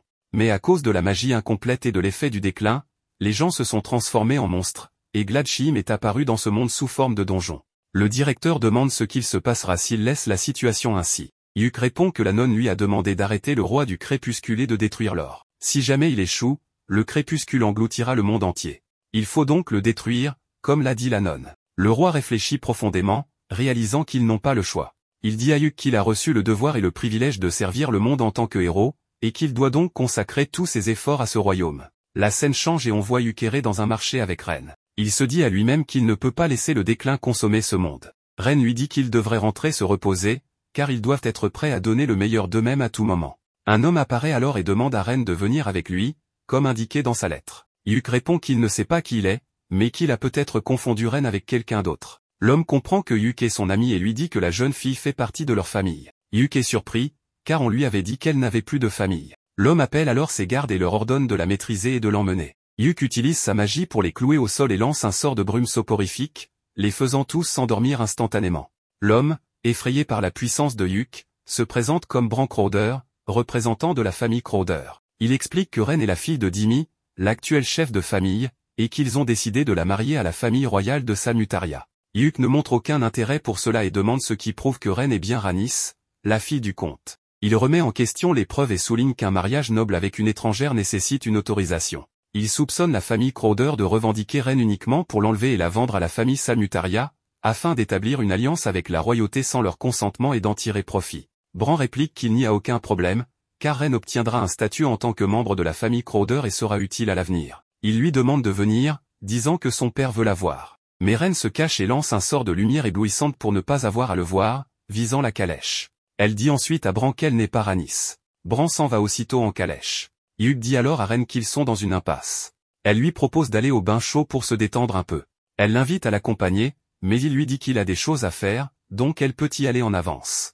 La scène se déplace vers Bran, qui est de retour dans sa terre natale et rencontre le deuxième prince de Salmutaria, Mastoma, au sujet de la marchandise. Bran demande un délai supplémentaire, ce qui met Mastoma en colère, car c'était le moment convenu. Bran explique que Rhaenys est devenue aventurière et qu'il craint sa nature violente. Lorsqu'il lui a dit qu'il venait la voir, elle lui a lancé un sort, ce qui a encore plus énervé Mastoma. Bran promet de terminer les préparatifs au plus vite et demande à Mastoma un peu plus de temps. Mastoma explique qu'il veut utiliser Ren pour des choses que ses autres épouses ne peuvent pas faire. Vu qu'ils en sont déjà là, il propose aussi de prendre toutes les filles qui l'accompagnent. Même s'il ne peut pas les faire siennes, Mastoma suggère à Bran qu'il existe d'autres moyens de les utiliser et lui promet de le payer 5 fois plus que prévu. Bran, séduit par l'offre, décide de tout faire pour conquérir Trèfle. Yuk annonce aux filles qu'ils vont se rendre dans la zone la plus profonde de Gladshim pour détruire leur unique. Ils pensent que l'objet se trouve dans la chambre royale du roi Vaudan. La mission ne sera pas simple, mais il leur demande leur aide. Silk le rassure en disant qu'ils y arriveront. Marina ajoute qu'en tant que Trèfle, ils peuvent accomplir n'importe quoi et qu'ils ne lui causeront aucun souci. Silk envoie Néné et Marina acheter les fournitures nécessaires, en leur demandant d'emmener Niberun avec elle. Puis elle suggère à Yuk de se reposer jusqu'au dîner et de profiter des sources chaudes. Yuk préfère préparer un plan de bataille et propose d'en discuter après le repas. Tout le monde est d'accord et ils partent pour les sources.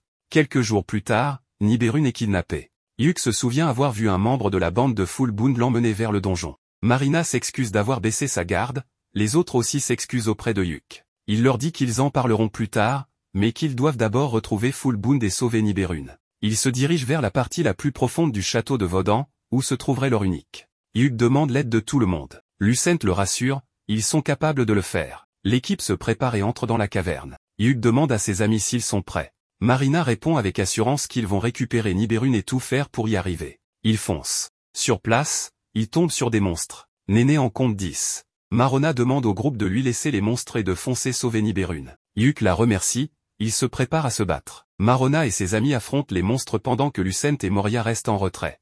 Moria demande ce qu'ils doivent faire. Lucent dit qu'ils attendront que Trèfle avance. Yuk s'inquiète du nombre élevé de monstres, mais Moria le rassure. Lucent leur dit de continuer. Moria lance sa magie Blizzard Storm pour dégager le passage. Une sorcière brûle les ennemis jusqu'à les réduire en cendres. Yuk et ses amis entrent alors dans le château. À l'intérieur, Néné cherche des traces et repère de petites empreintes, probablement celles de Niberun et Full Bound, menant vers la salle royale. Yuk dit qu'ils les retrouveront là-bas. En s'approchant, Loge leur fait face et dit qu'ils ne se sont pas vus depuis longtemps. Yuk répond qu'ils ont appris beaucoup de choses sur Gladshim dans les archives, notamment son identité, et que Niberun est la fille de Freya, donc la petite fille du roi Vaudan. Loge leur parle d'une clé laissée par lui et son père, le sorcier. Il explique que le père de Vaudan avait échoué à gouverner un peuple trop vaste, espérant qu'il prendrait les bonnes décisions. Loge disparaît et laisse un anneau derrière lui. Ils entrent dans la salle royale où se trouve Niberun. Silk invoque Biblion et lui demande de signaler tout danger. Yuk affirme qu'ils vont sauver Ren et détruire leur unique. Dans la salle, Yuk demande à Zakar où est Niberun. Zakar regarde vers l'avant, où le roi et Niberun sont au sol. Il explique que le donjon a été vaincu, mais que ce n'est pas leur victoire. C'est Full Bound qui les a battus et a ramené Niberun ici. Ils ont gagné la course. Yuk s'énerve et lui reproche de continuer à se vanter malgré la situation et d'avoir entraîné Niberun là-dedans. Zakar réplique qu'il ne laissera pas des étrangers comme eux leur donner des ordres. Il n'a jamais aimé Yuk, accuse son groupe d'agir comme s'ils possédaient tout, et de les avoir humiliés. Zakhar lui dit qu'il est la personne qu'il déteste le plus, qu'il est le pire, toujours à flirter avec un groupe de filles. Silk intervient et dit qu'ils ne devraient pas se battre entre eux, que Zakhar est juste jaloux. Zakhar se tourne vers le roi et exprime un souhait. Il veut recevoir du pouvoir. Une gemme magique apparaît alors au-dessus du roi. Hyuk est stupéfait.